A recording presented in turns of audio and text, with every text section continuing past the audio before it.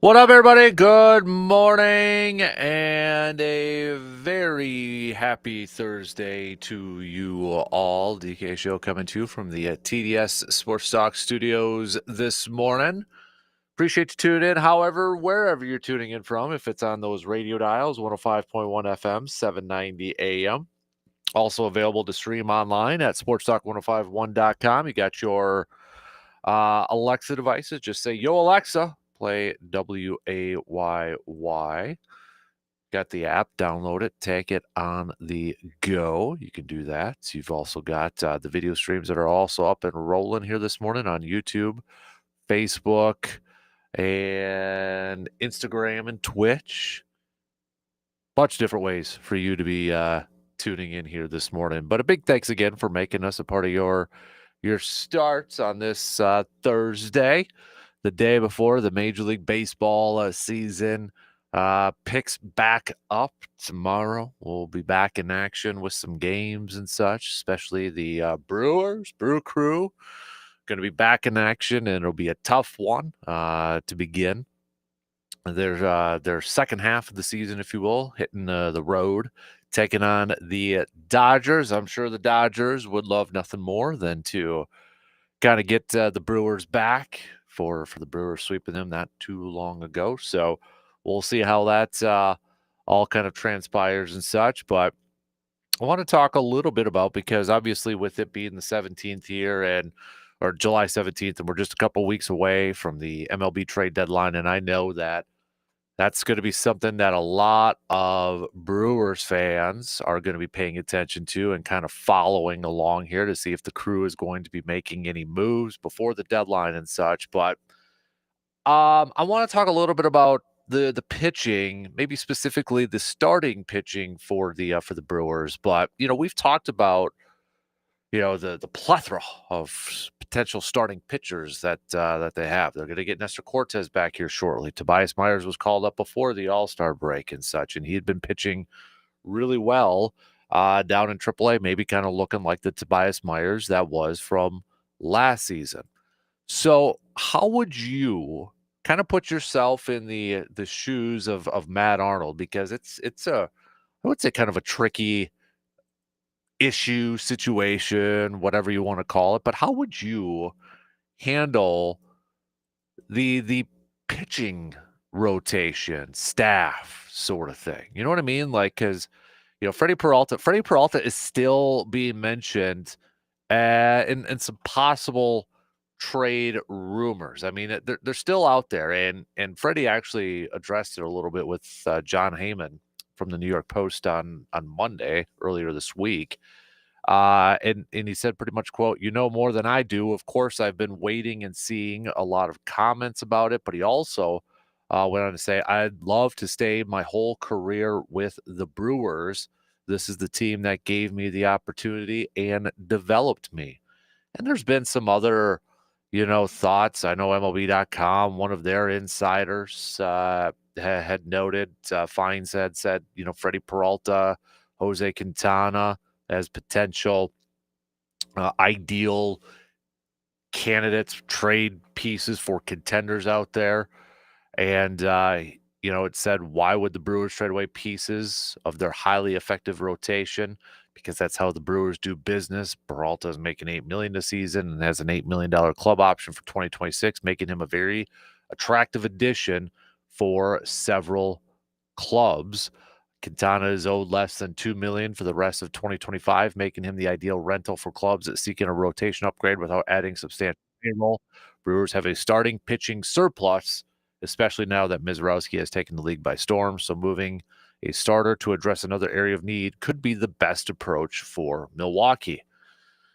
So okay, how would you handle this? How would you approach this, knowing Cortez is coming back? You got Tobias Myers, maybe possibly back to pitching at a high level. You got arms. I think, the easy thing for us sometimes is just to say, we'll trade one of those guys for so and so. But all right, you got to go through your 5-man rotation. Let's say we're going to pick our 5-man rotation right now. I mean, who would it be and how do you handle it? It's easy just to say trade Nestor Cortez, but are you really going to get anything much back in return for Cortez at this point since he's been hurt for a while and now he's just coming back? Part of me is wondering, do the Brewers try to get him a start or two and showcase it there? But then, who do you take out? Remember, Quinn Priester's just got one more option left. Kind of feels like maybe that would be the situation that you're gonna have to deal with in that, but I don't know. It's kind of a tricky situation. Sometimes it's good to be in this situation because you do have a surplus of those starters in that. But at the same time, it's like you got to make some really tough decisions. And I know sometimes the easiest answer is to say, well, just put that guy in the bullpen. But I mean, you kind of look at the active roster right now for the Brewers, and I mean, they got guys in the bullpen already. I mean, Ashby's in there, DL Hall, Jared Koenig, Nick Mears, obviously Trevor McGill and Abner Uribe. So it's not like they got a ton of guys that you could take out of there. You want those guys in that bullpen too. So how do you see this playing out, Brewers fans? Get your crystal balls out and make a little prediction if you want, because that's definitely, I think, going to be one of my main things that I'll be, I know we kind of touched on it a little bit yesterday, some of the things that you're going to be paying attention to in the second half. But that's definitely one thing that I'm very curious to see how it all plays out is how the Brewers handle their surplus of starting pitching, and are they able to utilize or use any of those guys for some possible trade bait? It's easier for us to say to do that, but are they actually going to be able to do that? Takes two to tango at this point. So, but again, Brewers back at it tomorrow. And we don't know if Sal Frelick will be available. I guess, some good news is that he was diagnosed with a grade 1 hamstring strain.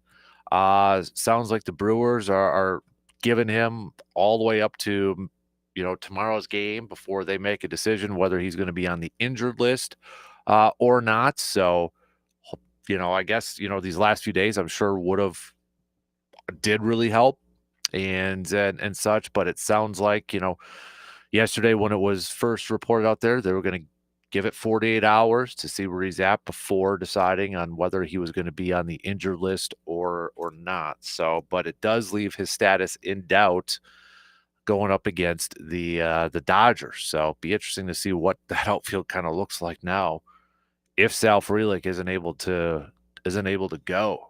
Do you see Isaac Collins playing more right field where Christian Yelich then plays more left field and Jackson Cheerio in center and that? But, that may be an option if they don't put Frelick on the injured list. They do put him on the injured list. I would imagine then that's going to be a call up, whether it's Cameron, and I don't know if Blake Perkins would be ready to come up yet or not. But that's something to monitor in the next, 24 hours-ish or so. So we'll talk baseball, talk some more Brewers throughout this morning. Tomorrow, also another day of, well, I guess, for football and such. Tomorrow we get the quarterbacks, we get the rookies, and we get the injured players that have to report to Green Bay. So we're just days away from training camp. I guess really tomorrow training camp's kind of the first day for it to really kick off. Obviously, practice begins next Wednesday. Everybody's got to report by next Tuesday, but we are just days away from that happening. So this is the time too that you start to get some veterans that sign with teams. Von Miller just signing with Washington yesterday.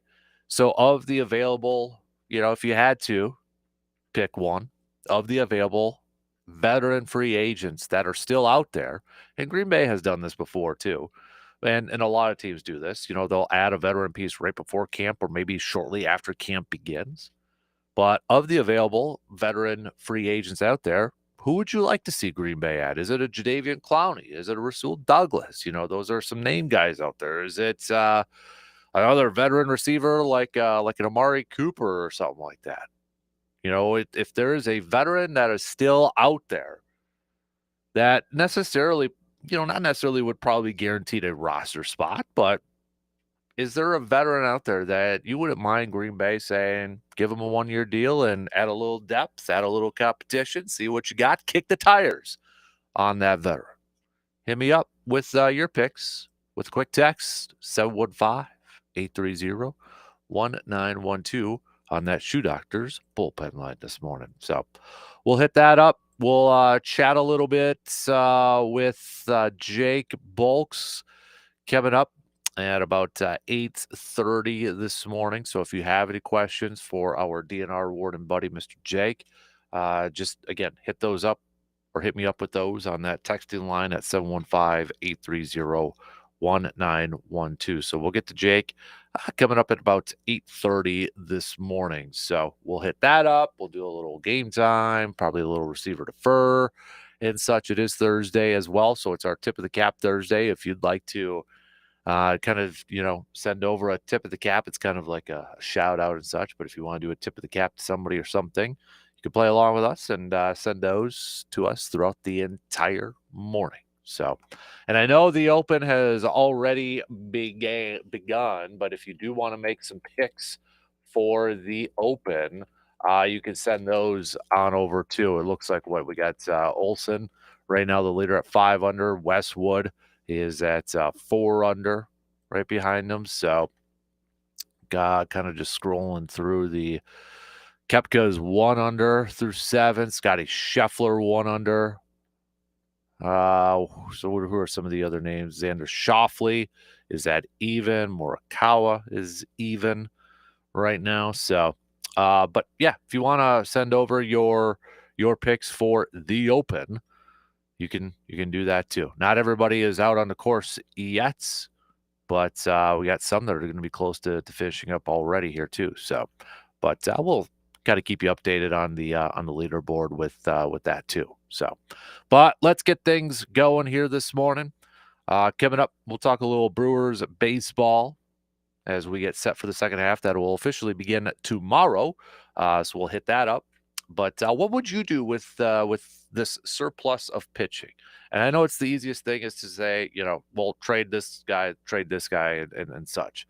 But what do you make of some of the rumors that are still out there? I don't know if I buy them, but again, I guess never be surprised because of what we saw a few years ago with the whole Josh Hader issue. But got to imagine if Peralta was traded, that would be one that would be really ruin the clubhouse. But what are your thoughts? We'll hit that up coming up here in just a little bit. First off, we'll take our first break and then get the leadoff going here this morning. So send those texts on over 715-830-1912 on that Shoe Doctor's bullpen line. Stick around. We'll be back after these quick words.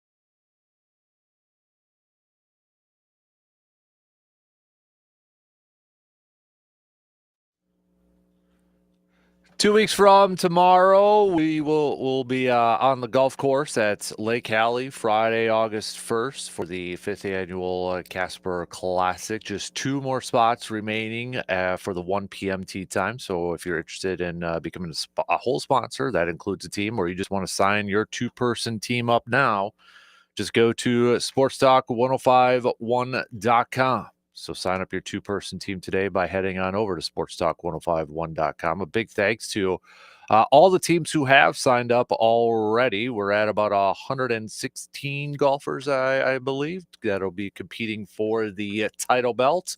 And a big thanks to all of our partners, Lake Hallie Golf Course for hosting us, Park Ridge Distributing, Edward Jones, Financial Advisor, Kelsey Nikolai, Carpet City Flooring Center, VFW Post 305, Myron Construction, Dodge Inn, AJM Automotive Services, Hy-Vee, Economy Furniture, Muldoon's Menswear, Home Oasis, Service Master, and Trillium. And also to our friends who have donated raffle prizes. That would be Chippewa River Industries, awards, and more. Spectrum Industries, VFW Post 305, Myron Construction also donating.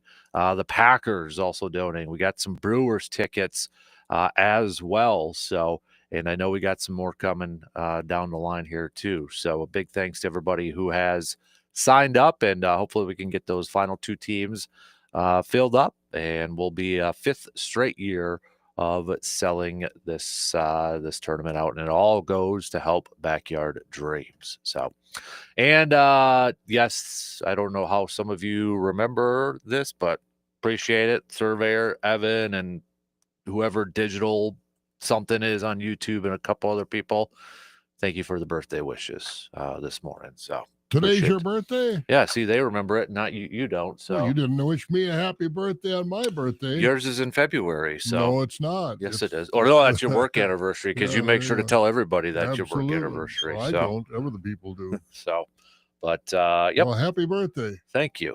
Thank you. What I see you got a shirt. I hope you didn't have to pay for every letter on there. That's a busy shirt. What does that say? So this is my birthday gift from Hudson. 2/3 of the world is covered by water. The other third is covered by Sal Frelick. That's a neat shirt. So that was my birthday gift from him yesterday. He got that for me. So good for him. Yep. Neat shirt. He knows I'm a big Sal Frelick guy. So. I think a lot of people are big Sal Frelick guys. What's his health status? So yesterday, diagnosed with a grade 1 hamstring strain. They don't know yet if he's going to be on IL or not. Sounds like they're giving him all the way up to tomorrow's game to kind of recover. But All-Star break definitely probably came at the right time. Oh, boy. for that. I think it happened the last Sunday. Yeah. Yep. Sunday it happened. So, but yeah, I love that guy. And I'm actually getting a Sal Frelick jersey today too. So said I would never get another jersey, but I got it with Sal. And I never say never. I just hope that doesn't turn out to the whole JJ Hardy thing. That's my first Brewers jersey I ever got. Oh no, I shouldn't say it wasn't my first, but I remember this. When Veronica and I first started dating, the first birthday gift she got me was a JJ Hardy jersey.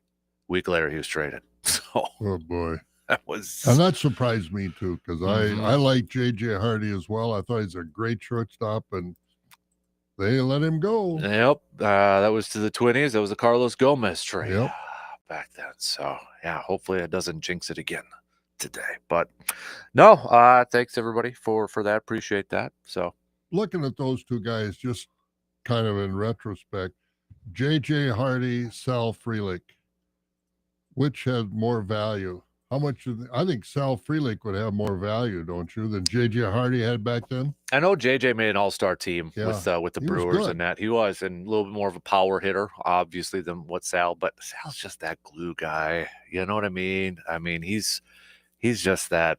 I mean, almost hitting 300 for the season. He's been super consistent. He's already a Gold Glove winning guy. He's increased his power a little bit. He's never going to be a 30 home run type of guy, but I mean, just the energy that he brings, and I think he's kind of a leader too. So you know who he reminds me of? And Pete Rose. Okay, I was wondering if you were going to say that, because he's not afraid to get dirty. He's not afraid to mix it up. He'll run into a wall. He'll do what has to be done to win a game. more and more he plays, the more he's reminding me of a guy like a Pete Rose. A friend of mine was actually at the game on Sunday before he got hurt, and they had seats kind of by the first base, and there was a fly ball or a foul ball, and he was just watching it, not thinking anything of it, and all of a sudden he heard, didn't think anybody was going to catch it. He could just hear Sal Frelick running and sliding, and that's when he made that sliding catch in there, and didn't think there was no way somebody was going to catch that. But that's you never have to worry about that guy not going 100%. Yeah, it's one of these guys, you ask him about that, going after a ball like that, and he'll say, weren't you afraid of the wall?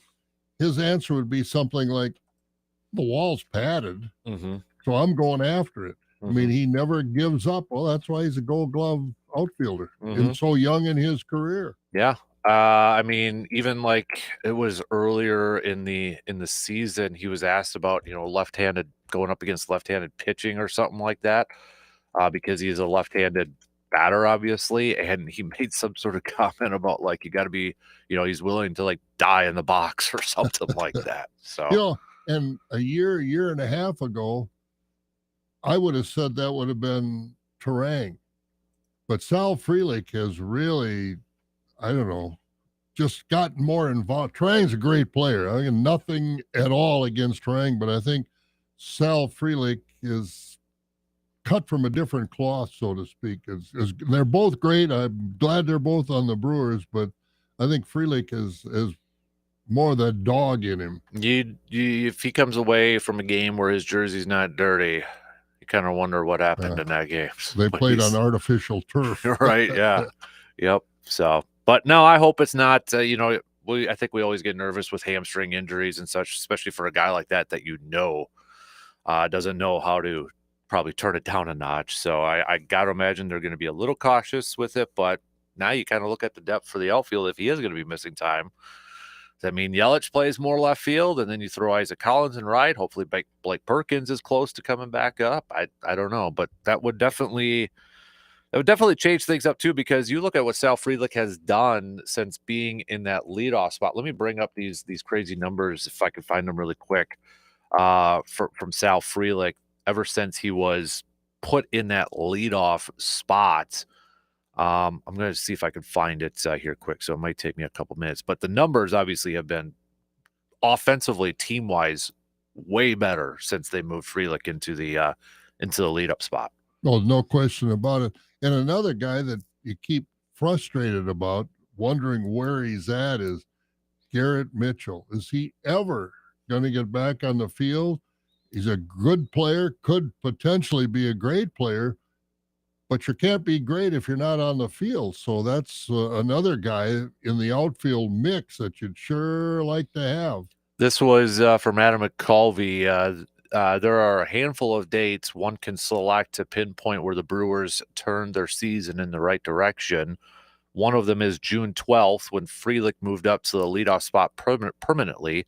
Since then, the Brewers are 20-7, and get this, leading the majors in runs per game and on base percentage, and ranking second in average.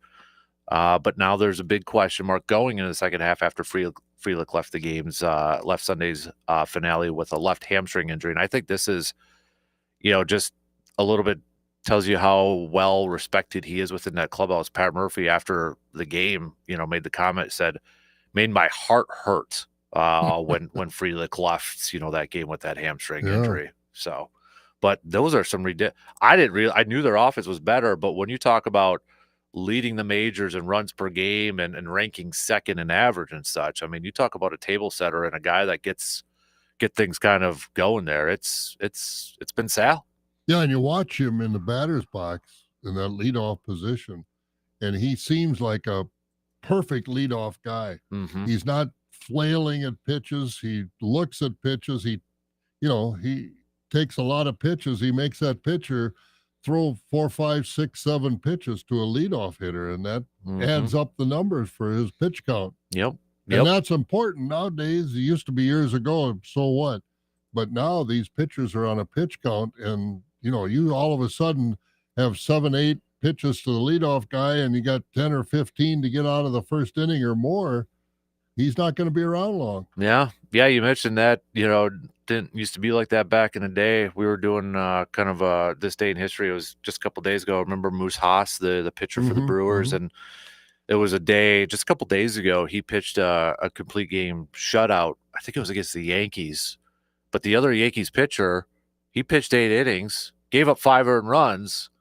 You don't see that anymore. Oh Keeping a no. pitcher in that's giving up 5 earned runs, and they keep him in there all the way to the 8th inning. You might be done by the 5th at that point. So Yeah, they get them. They talk about, because people are frustrated because these pitchers aren't pitching more innings, and we're not going to see 300 inning pitchers anymore. And nobody's going to get 300 victories because they're coming out after 5 and the game is decided after that. The talk is, and I don't know, you know better than I, what's the latest of limiting the number of pitchers on a roster. hmm.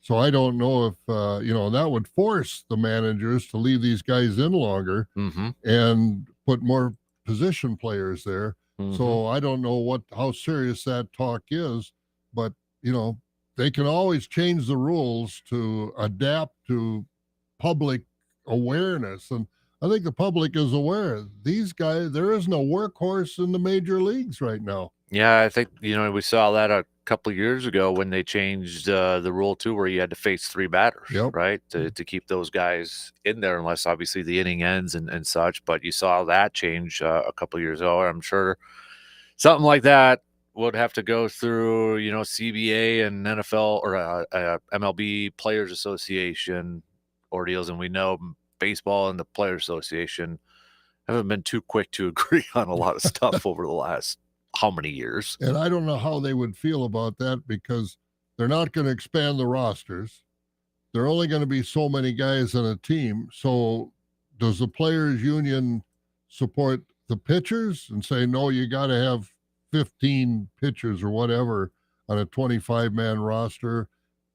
Or they favor, no, it'd be nice to have more position players. I don't know how far that suggestion or thought might go, but I've heard it. Mm-hmm. Yeah, I've heard it too. So that's definitely going to be interesting and part of, I think, many, many, many conversations going forward with the upcoming collective bargaining agreement stuff and that. But going back a couple days ago, what did you think of the All-Star game? Did you get to watch I it a little? loved it. It was awesome, wasn't I it? loved it. I want to hopefully talk a little bit about it. Oh yeah, definitely. Yeah, I Well, loved it. yeah. And I think, and I've got a receiver to fur, everybody knows I love all sports, but I'm partial to baseball.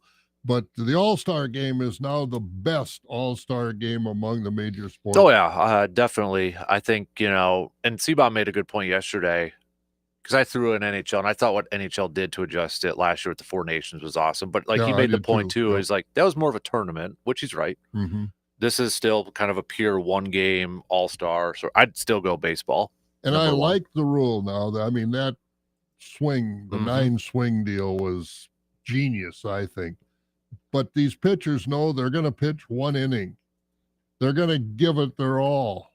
And those hitters better not go up there thinking they're at a carnival hitting lob pitches. Yeah. Because these guys are coming after them. Yep. And so I think the competition is still there, which you don't have in the other All-Star games.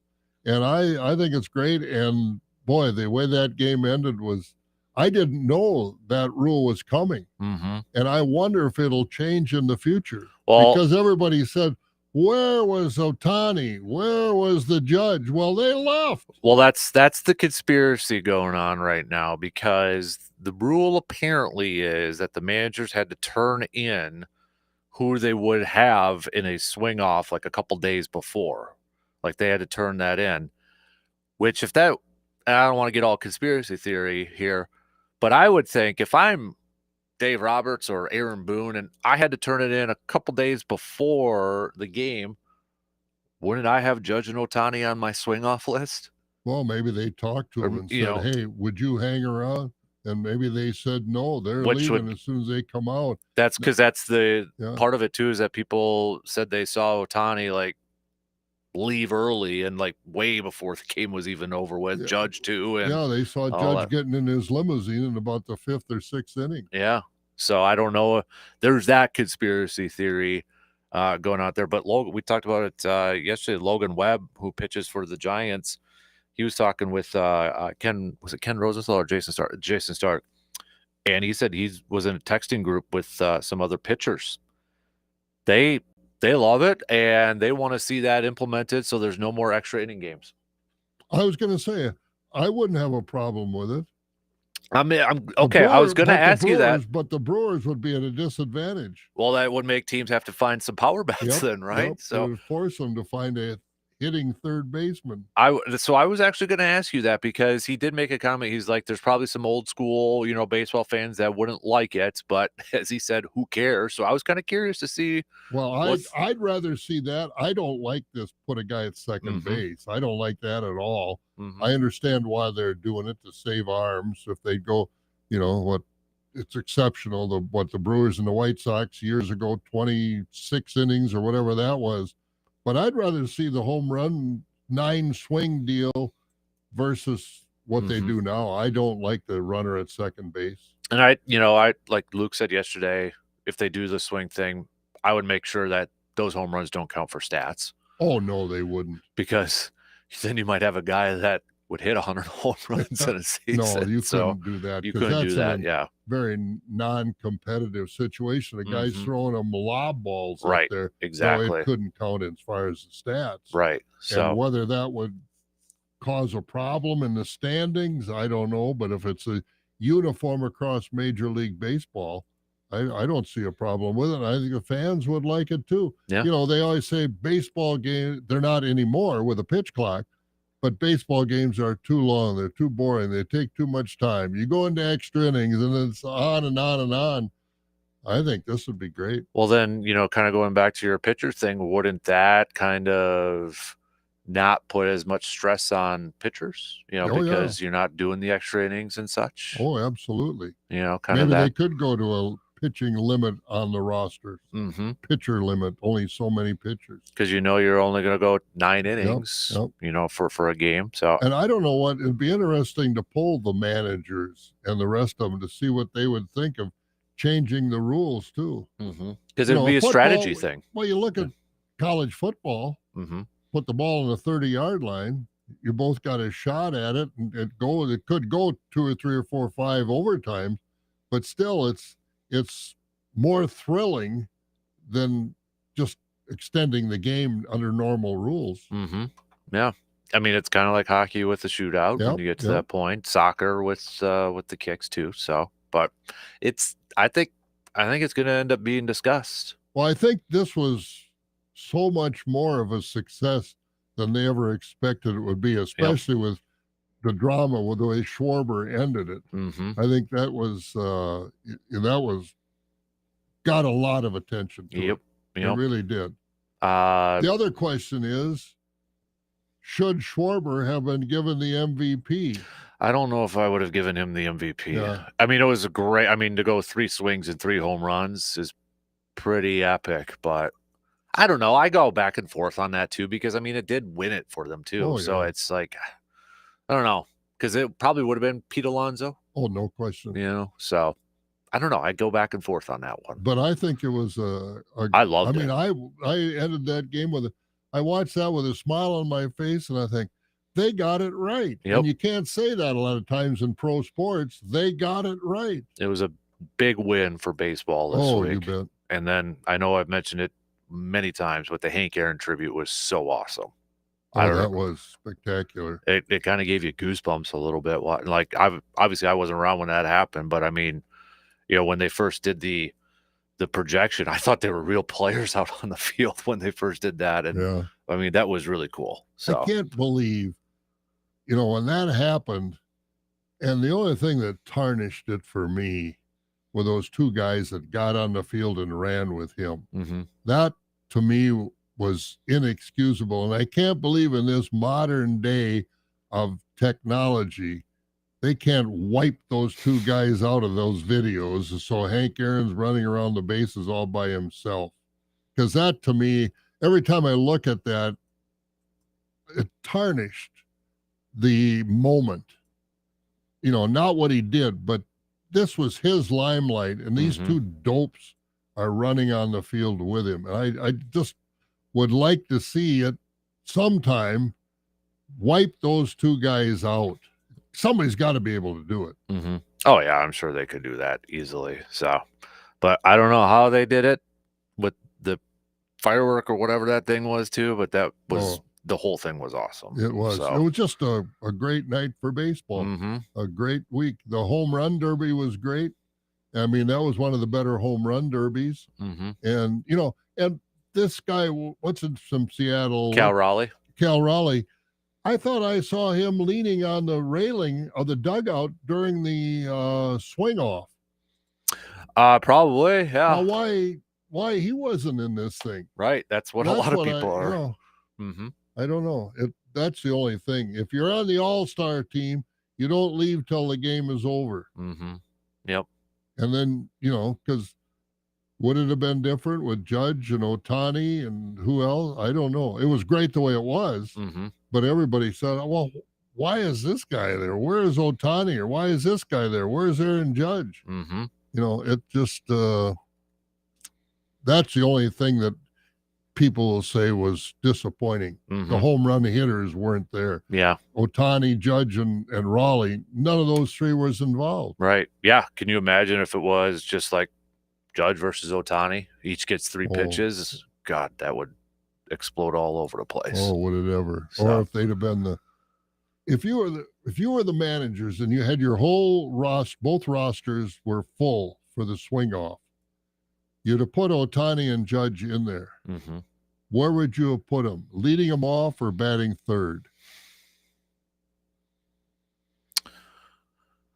Honestly, I probably would almost put him 1st or 2nd. I'd have let them off. Yeah, because I mean, because then I'm factoring a you might not the lead, the gap might be too big where they're 3rd if they get up to the 3rd, even if they hit 3 in a row, it might not matter. I'd want them to set the tone, I think, right away. I would too. I'd Yeah. want those guys like Roberts does with Otani in the Mhm. batting order. He leads off every game. Mhm. I'd have started with those three guys. That was the only disappointing part of it, Mhm.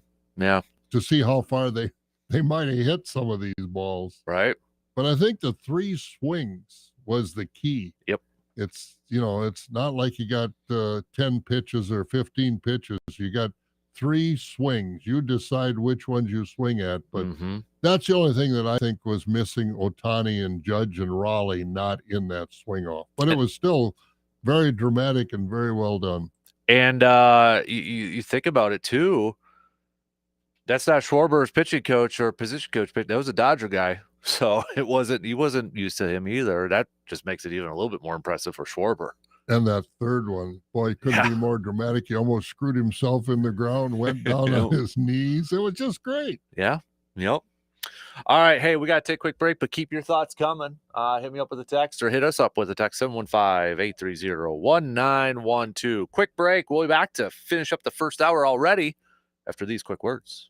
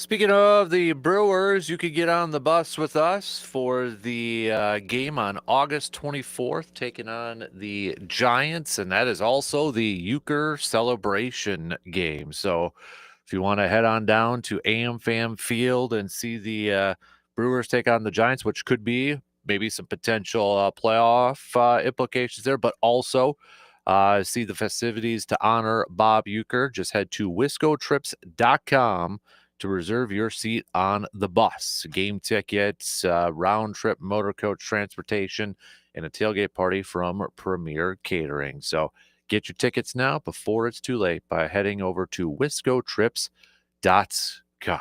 So Speaking of the Giants, how's Willie Adamas doing this year? I don't hear much about him, and he went on the All-Star team. I don't know how. he's got 12 home runs, but just 220 so far batting average this year, 48 RBIs and 78 hits. I know he got off to a slow start at the beginning of the year too. So, but he's at 12 home runs, and you know what? I'd probably take the 12 home runs right now. Yeah, exactly. for the Brewers and such. So, how much different? I mean, they're having a great season, but how much how many different more wins might it be with him?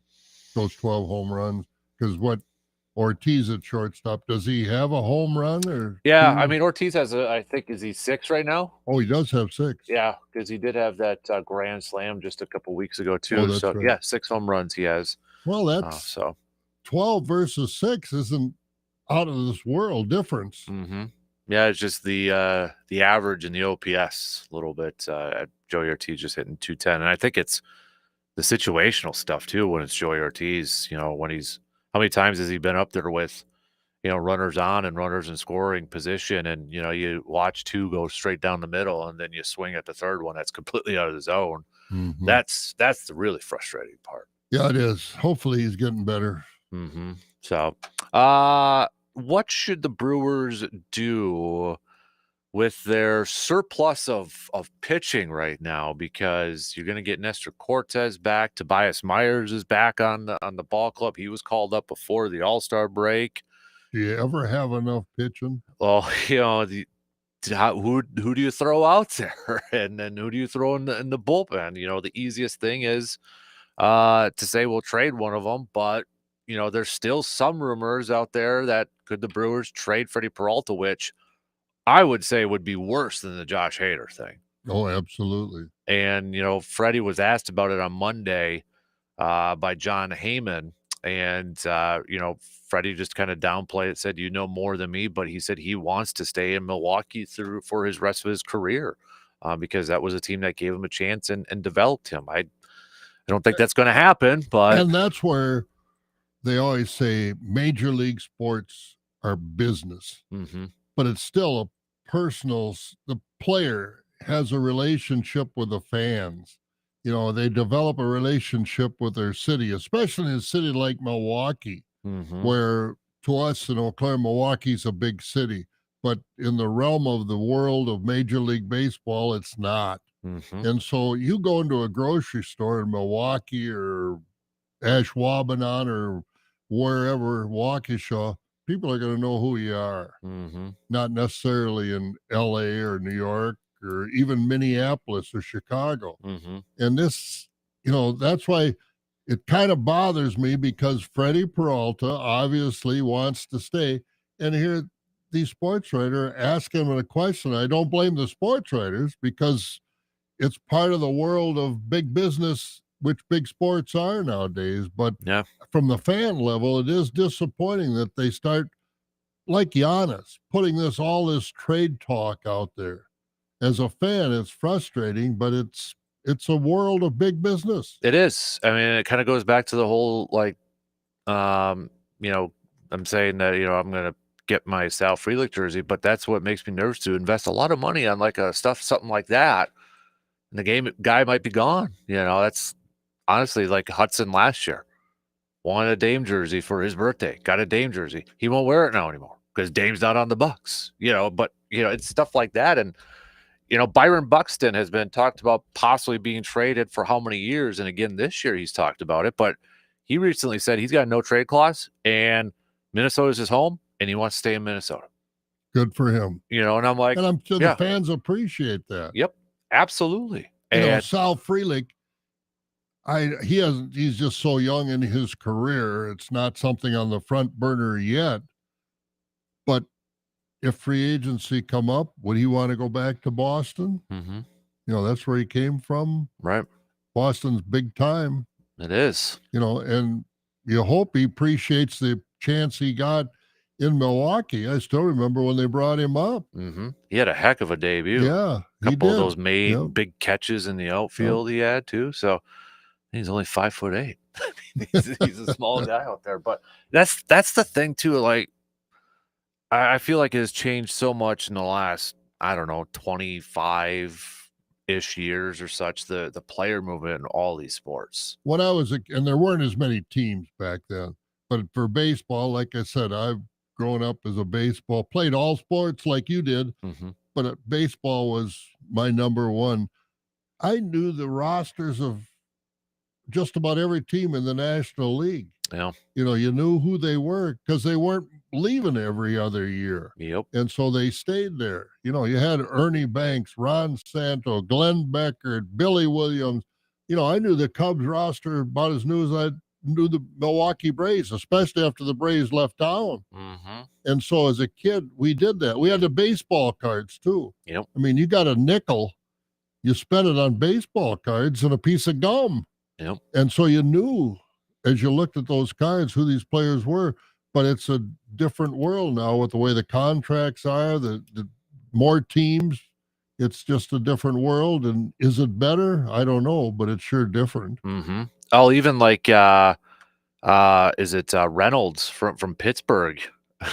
There's because he's got so some contracts have like you can pick the teams you don't want to be traded to. Yeah.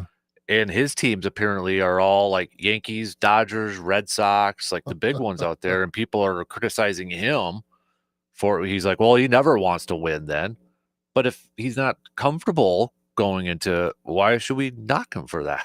You know what I mean? Like, And by that statement that you just made, the people criticize him because he never wants to win. What does that say about the makeup, the unfairness of major league sports, especially baseball? yeah, When you say that you can't win unless you go to a handful of teams. I know. It just and this was actually one of the people who was criticizing him was Evan Longoria, former Rays third Mhm, baseman, and I mhm. think went to the Giants too. So yeah, it was. I actually kind of respected that, to be honest Oh, with you. absolutely. Well, Freddie Peralta, he wants to spend his career in Milwaukee. Mhm, Only won one, mhm, but there's no reason with this roster, and you just talked about the pitching.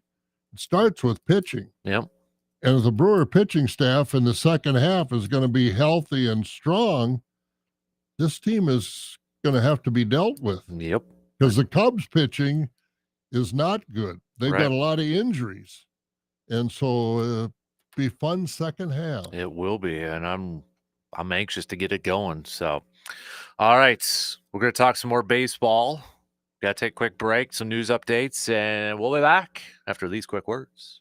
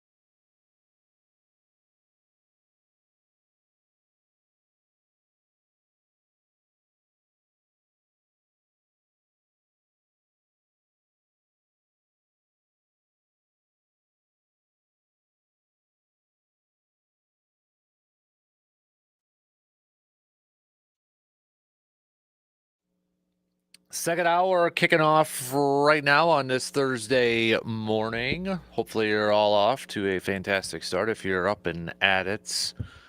Going to get back to plenty more baseball talk here. Brandon's mom chiming in from the Country Jam campgrounds. Wants to, thank you for the happy birthday. I wonder how much fun they were having last night. Though the weather's beautiful today, but boy, it rained hard. We had ball practice. And I had a hoodie on, but I'm like, man, I should have put some pants on too. It was just like fall weather. Oh, what a difference. The day before it was 92. And, yeah. Ooh, Yep. Change.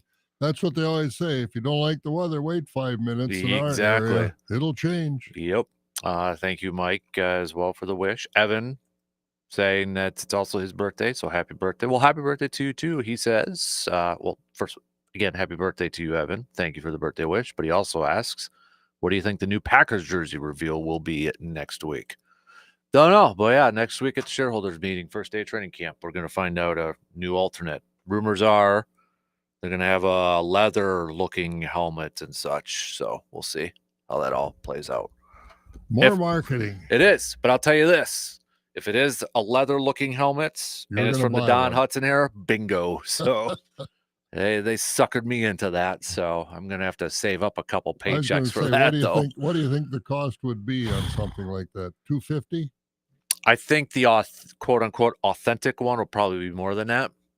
Than the replica one, which is another one, would probably be around that price range. So might have to do 3 paychecks to be able to save up for that and add it to the man cave. Start mowing the neighbors' lawns like we did as kids. One of my neighbors needs it too. I'll just say that. So yeah, that's a topic for another day, but there are a lot of lawns that need a little, and it's not going back to nature or for the insects or the bugs or the wildlife or the nature. A lot of those people are just lazy. I agree, man. I agree. So, all right, let's do a quick, because Throwback Thursday. This was actually, well, first off, Brandon's mom says, tell Bob had a blast karaoke last night, won great prizes, rain, no bother. So what was the song? Did she sing it? I'm assuming she won. Well, so we gotta know what song. What song did she sing? I want to hear it so we can embarrass Brandon tomorrow too. So maybe we'll play that song. I wanted to call in and sing it on the air this morning.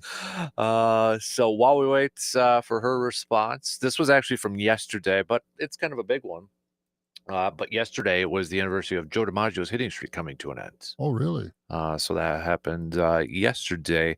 Still widely viewed as one of the best, if not the most unbreakable record in sports. But the way sports have changed, there's so many of those records that have no chance of being broken. I mean, they just don't. Cal Ripken will never be broken. Nolan Ryan. I mean, there are so many records now that because the game has changed so much, they'll stand forever. Yeah. I have, that one's tough. I don't know if we'll ever get there to breaking DiMaggio's record, but I guess never say never, right?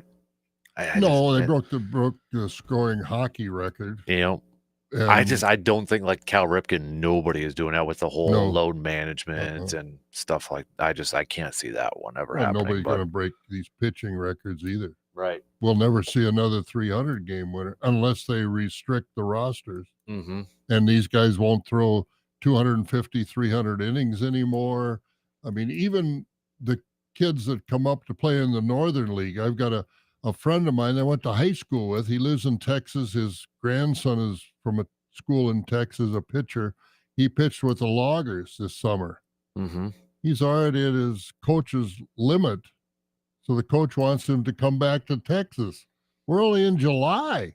The season's not over, but yet this kid's leaving lacrosse. If he does or not, I don't know. That's his coach wants him to.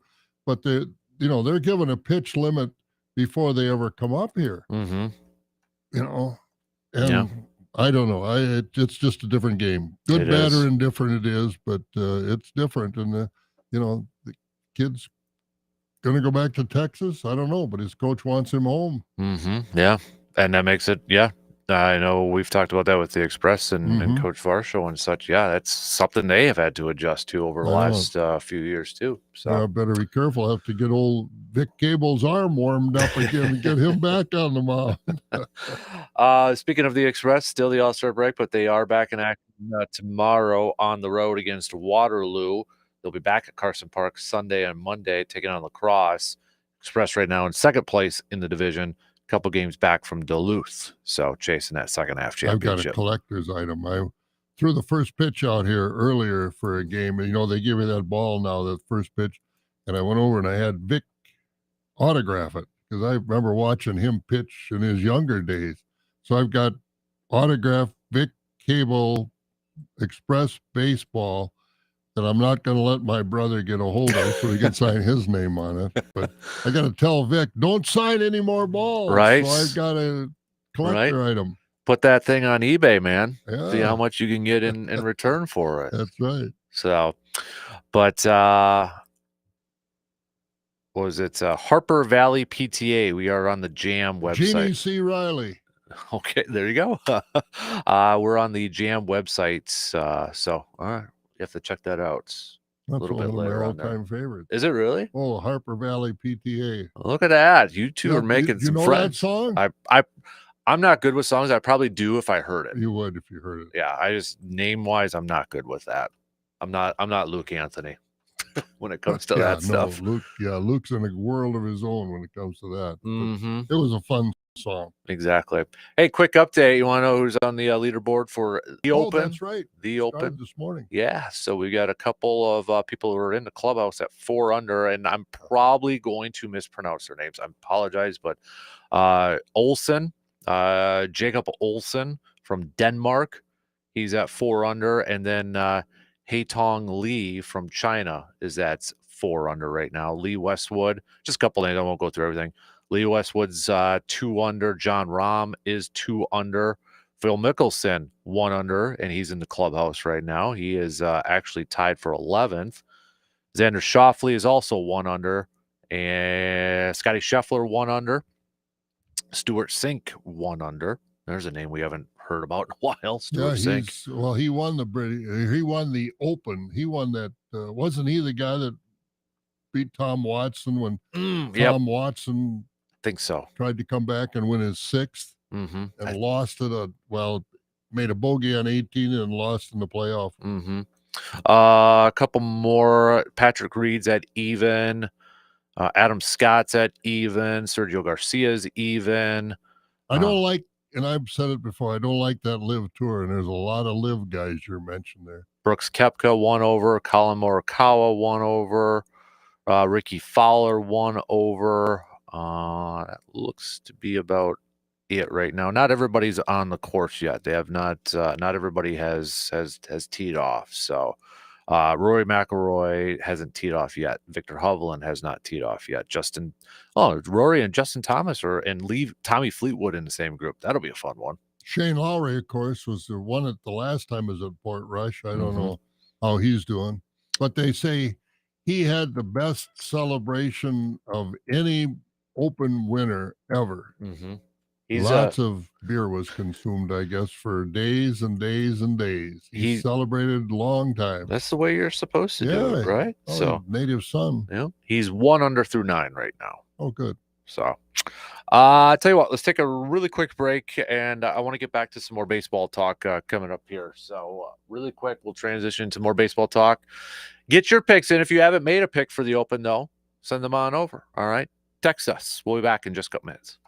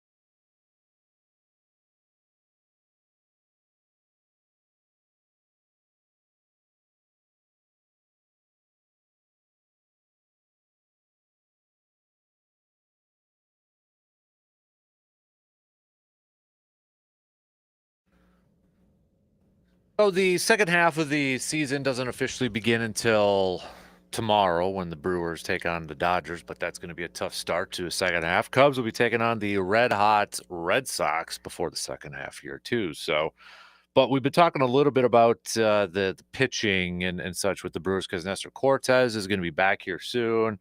Obviously, with the way Freddie's been pitching, you got Jacob Mizorowski, Brandon Woodruff's back, Jose Quintana, Tobias Myers is back on the major league squad and such. So that to me, when we look at the second half, when we talk about what are some of the things to be paying attention to and such, that's one of my main ones is to see how Pat Murphy kind of manages that staff and how they put it all together. I mean, Freddie's going to be in there. I'm assuming Quintana's not going to be traded. I would hope not, at least. Mizorowski, I think the other thing too with Mizorowski is going to be interesting. How do they handle the innings? Because he hasn't really been, I don't think he's pitched. I'd have to double check from the last time I looked. He's never gone over 100 innings in a season. So I'd be curious if they manage the innings. Do they do, shorter starts with him going forward? I don't know. You got Brandon Woodruff here over the as well. The easiest thing is to trade like a Nestor Cortez, but we haven't seen him since April. That to me is going to be one of the interesting storylines in these next couple weeks to see how the Brewers manage their pitching staff to get guys either opportunities to showcase them for trade. Do they move some to the bullpen? I don't know, but that's going to be curious to kind of watch. Well, that's why Murphy's paid the big money, I guess, because it could be a blessing in disguise having a lot of pitching strength because what do teams want going down the stretch? Right. They want pitching. What do the Brewers want? Brewers want a big bat at third base. Or I don't know, Durbin. Do you take Durbin out of there? He's been a difference maker. Mm-hmm. He hadn't hit a lot of home runs, but by golly, he's done what he's had to do to win some games. He was got 3 walk-offs or something. Mm-hmm. I mean, not many people do that in 1 year. But he's had quite an impact. Yeah, I mean, you look at and he takes hits. He's already up there league leaders and getting hit by balls. I mean, you look at his last 92 at bats, last 30 games, he's hitting 326 with a couple home runs. I mean, he's been performing really well. Yeah, he's not the power guy, but he's got the speed. He's as you mentioned, the clutch hitting. I mean, when there's that weird stat I saw a couple weeks ago, like 2 outs and runners in scoring position, he's been really solid at producing those runs. So, he's a guy too. Yeah, he's not the power, but I don't know if I want him out of the lineup either. That's right. So I think Murphy has a big challenge the second half of this year because while he doesn't have that big bat, he's got a lot of other tools that are working. And if now these pitchers, Tobias Myers and Cortez and the rest of them you mentioned, come back and are effective, what do? They got some bounty there to deal with. They do. And, how much of it factors into future plans too, right? I mean, contracts are going to be part of this. Yep. Could this be all these young pitchers, Miz and Tobias Myers and, some of these other guys? Would this be, well, we don't need Freddie Peralta. We don't need Brandon Woodruff. There's so many irons in the fire, so to speak, that it'd be interesting to see how they use them. One Tobias Myers to me is a very interesting one. I mean, last year, probably their best pitcher from June to the finish line. And he pitched in big games too. I mean, they had the confidence in him, especially in the postseason, to go and throw him out there. Obviously, this season did not start out the way everybody had hoped. It seems like now he's pitching better, comparable to last year. And you look at his contract situation, and he got control for the next few years. But if it's a numbers game, is he a valuable piece that the Brewers potentially would be looking to deal? Because I'm not saying I want that to happen, but, I would imagine with his contract, his controllable, I mean, he's making like $740,000 this year, and he's still pre-arbitration for the next couple of years. Is that something that maybe the Brewers would look at to get something in return? Because otherwise you got Logan Henderson that's waiting to come. Robert Gasser's going to be coming back next year. I mean, you got all these younger arms. But does that give you more control? If you were sitting in the GM spot, and how I say this, but with Tobias Myers, if he pitches the way he did last year, yeah, are you more, because of that contract situation, are you more likely to keep him than a Woodruff or a Peralta? That's because there's that much difference in their performance, right? And it's a good question, and I'm glad I don't have to answer it for too. real, But who would I rather have right now for this season, Tobias or like a Woodruff or Freddie? I'd probably go with Woodruff or Freddie. Oh, I would too. Proven. And that's where, gosh, Matt Arnold's got to factor in, okay, how much do you maybe kind of go all in with an eye towards the future? And I would think, as far as Matt Arnold is concerned, I'm in the catbird seat. Somebody has to absolutely blow me away with a trade offer to try and get Tobias Myers or, some of those people, even Freddie Peralta. Mm-hmm. You're going to have to blow me away. So I think the Brewers now have put themselves in the driver's seat, where early in the season, everybody knew that they needed a bat, but now they're showing, do they need that bat, or can they get along without the bat with the performance of all these other guys? 2 doubles still make a run, just like a home run, and that's what they're getting now. Mm-hmm. And so I think Matt Arnold is in the catbird seat, and they could pull off something that would stun a lot of people. Whether they will or not, I don't know. That's the $1 million question right now. Multi-million-dollar question. Would you almost be? I think I'd be a little disappointed if they don't. I shouldn't say little. I would be disappointed if they at least don't move one of those guys, like a Nestor Cortez or something, for something in return. I would think somebody's got to be moved. But like I said, unless a team blows Matt Arnold away, I don't think he's going to be the aggressor in trying to get rid of these guys. I think he's sitting back waiting for teams to come to them. Boston was in the tank. Yep. Now they won 10 in a row before the All-Star game. Yep. They're starting to get into contention. I was watching a couple of Yankees games, and I was sitting thinking about our conversations on Thursday. Outside of Aaron Judge, because they got Grisham in center field. He was a Brewer, and they let him go, and he hasn't set the world on fire. But would you take, outside of Aaron Rodgers and Garrett Cole, of course, or Aaron Judge? Or Aaron Judge. I don't want Rodgers anymore either. Yeah, I know. Aaron Judge and Garrett Cole. You look at the Yankee roster and the Brewer roster. I want the Brewer roster, because they got guys that, and Bellinger is on again, off and again. He hit 3 home runs in a game the other day. But other than that Yankee roster isn't very attractive. Yeah. I mean, the Jazz Chisholm's there too, but, But he was an all-star, but, I'd take Terang over Jazz Chisholm at second defensively, base. Yeah, for sure. So it's... And I don't think there's a much difference offensively between the two. I know Chisholm is having a better year offensively than Terang is, but I'll take Terang any day over Jazz Chisholm. Yeah, I mean, you just get more pop with Jazz, with the home run ball and such. But, I mean, other than that, average and such is very – I mean, Terang has a slight advantage over that too. So, it's going to be – I hope it's a crazy next 2 weeks in a good way for the Brewers. Yeah.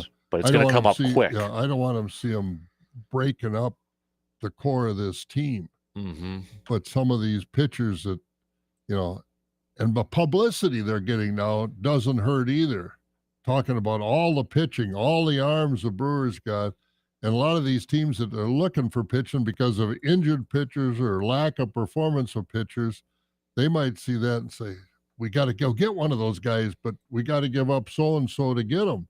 Mm-hmm. Brewers could be in the catbird seat. Yeah, really, just not to get too far off, and it's over with and done with. But what was your thoughts and reaction to everybody? Not everybody, but a lot of people upset about Mizorowski making the All-Star game.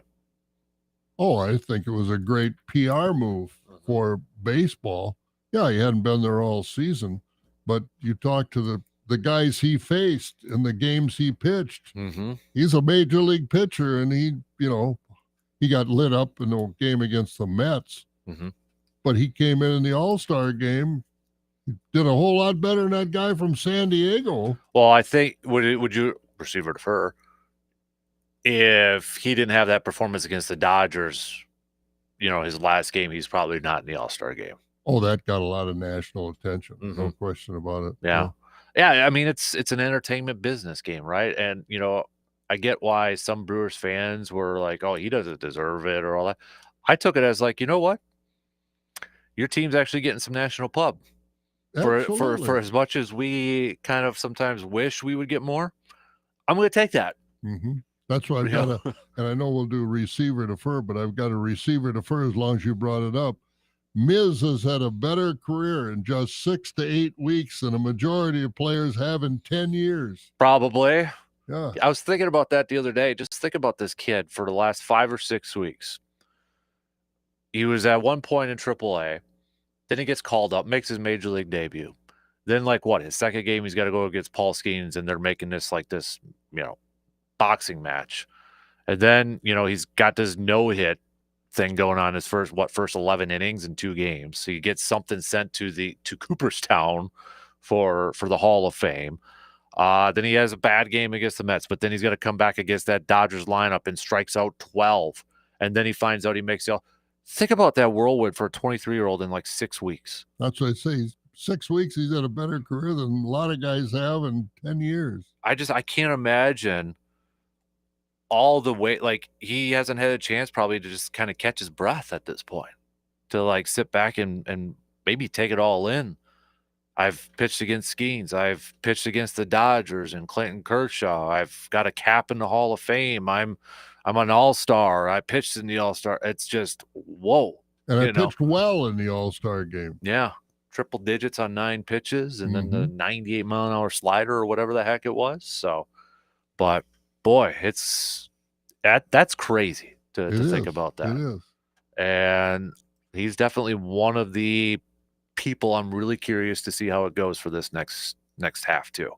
Because I think that's something the Brewers have to – they're probably going to watch. I would imagine they're going to watch innings with him going down here because they're not going to maximize it and push it, I don't think, for Mizorowski. You look at his body size and his structure, and you look at the right-handers in history that have, you look at Nolan Ryan, you look at Tom Seaver, Don Drysdale, Bob Gibson, those guys, they were pretty solidly built guys, and he's kind of a skinny guy. Mm-hmm. He generates a lot of speed with that arm, but will it hold up? Yeah.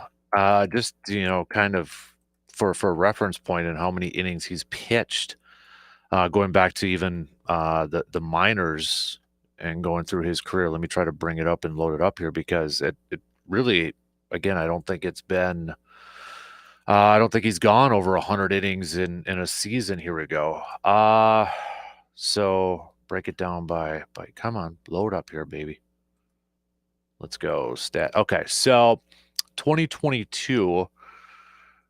That doesn't even count. 1 2/3. 2023, 71 innings. Last year, 97.1. What's the average number of pitches per inning for him? Well, for in Major League Baseball, because you figure 90 innings, you figure 15 pitches, 20 pitches an inning. Yeah, I'd have to look that. That's not. I just can't imagine that overburdens the arm. Mm-hmm. And so these guys are pretty well protected. So Mizorowski, let me do some quick math here just to kind of. So last year was the most innings he's pitched. 97. What's this number here? Trying to figure. Okay. 97. So let's do, math live on the air because that's really entertaining at this 1,950 pitches at 20. So he's at 88 combined this year with 88, 89 combined right now from this year with the major leagues and the minor leagues. So I mean, he's approaching his max from last year. And I think part of it too is like that he is not pitching in his Dodgers series. They made that announcement before the All-Star break. So we're not going to see Miz going up against the Dodgers and such. I don't know if that's because they want to try to manage the innings or such, but I don't know. I don't know how they're going to kind of do this thing. I think it might be an advantage for him too, as far as rest is concerned. You mentioned Tobias Myers, Cortez. You know, you still got Quintana. You got Woodruff. You got Peralta. It's a bounty of riches. They can save him for, special games because he's slight of frame, and he hasn't pitched. Pitching in the big league is I've never done it, but from pitching in the minor leagues, the pressure has to be a lot different than what you're doing in the major leagues. So I think they can save him. I got his total pitches that he's pitched every season so far. 2024, he threw 1,729 total pitches. So far this year, he's at 1,418 when you combine majors and minor leagues. So he's, 300 shy of that at this point. But can you go back? It'd be interesting to see how many pitches a guy like a Nolan Ryan or a Drysdale pitched in their, average for the season in their career, and see what kind of numbers they would have comparably. Now they're different brain breeds, the different mindset back then, but I can't imagine Nolan Ryan had that many pitches by Father's Day. Yeah, I'm going to see if I can find that. I tried just doing a really quick Google here, and he was known. So in 1989, he had 19 games with at least 125 pitches. Holy moly. Think about 19 games with 125 pitches. That's insane. Yeah, it's a different world. And again, these contracts are so big. And I don't know what the most money Nolan Ryan ever made in a season, or Drysdale or Seaver, but it doesn't approach what these guys are making now. So it looks like they didn't start keeping track of the number of pitches thrown until 1974, because 66 through 73, they don't have anything listed for him. Okay. But the most he pitched in a season, it looks like it was 89, that 89 season with Texas, 3,986 total pitches thrown in there. And that was a stretch of 3 straight seasons. He was at least almost 3,300 pitches per season, number of pitches per season. Yeah, it's a different world now. I just want to compare it to what Freddie, just, kind of today reference how many pitches, like, let's say Freddie Peralta pitched last year. Because I know he hit the 200 innings last year. That was a big deal. Okay, so Freddie Peralta last year, 3,066. Good. And Freddie's, when you look at his career, for the most part, he's fairly been healthy. He has. He hasn't missed it. Last year, I know I was at a game when he hurt himself, and then he was out for quite a while. But he answers the bell. Yeah, he does. So, what else are you kind of following for the second half? What's intriguing, or what's a storyline you're kind of following for the second half? Well, you talked about it earlier, the Brewer offense. And you said how high they were in batting average and runs per game. And that's what I'm following, to see if they can keep that up. Because with the pitching they got, 4 or 5 runs a game, you're in this right to the end with that kind of pitching. Yeah, you're absolutely right. So, is it a concern of yours if they don't add a power bat in the second half? Sitting here right now, I'm going to say no, because the way they picked up Yelich has come on. Can Vaughn keep it up? The little bit he's been with the team, but the contributions he's made, Durbin, Collins, and Frelick, I think is going to be there. And I can't imagine Terang is going to get worse. I'm hoping he's going to get better offensively. No, I'm not Mm-hmm. too upset over not having a bat right now. I think it's the offense is going to be the key. I think Mm-hmm. their defense is getting better. I know we talked earlier about their defense was very poorly ranked, but I think that's getting better too. Yeah, Ortiz, he's been flashing a leather on a few Yeah, plays he's as done a of nice late. So job. And if he can pick up his offense even a little, it's going to make a big difference. mm-hmm. Yep. All right, let's take a quick break and then we'll wrap up the second hour with a little receive or defer. So we got that coming up in just a few minutes.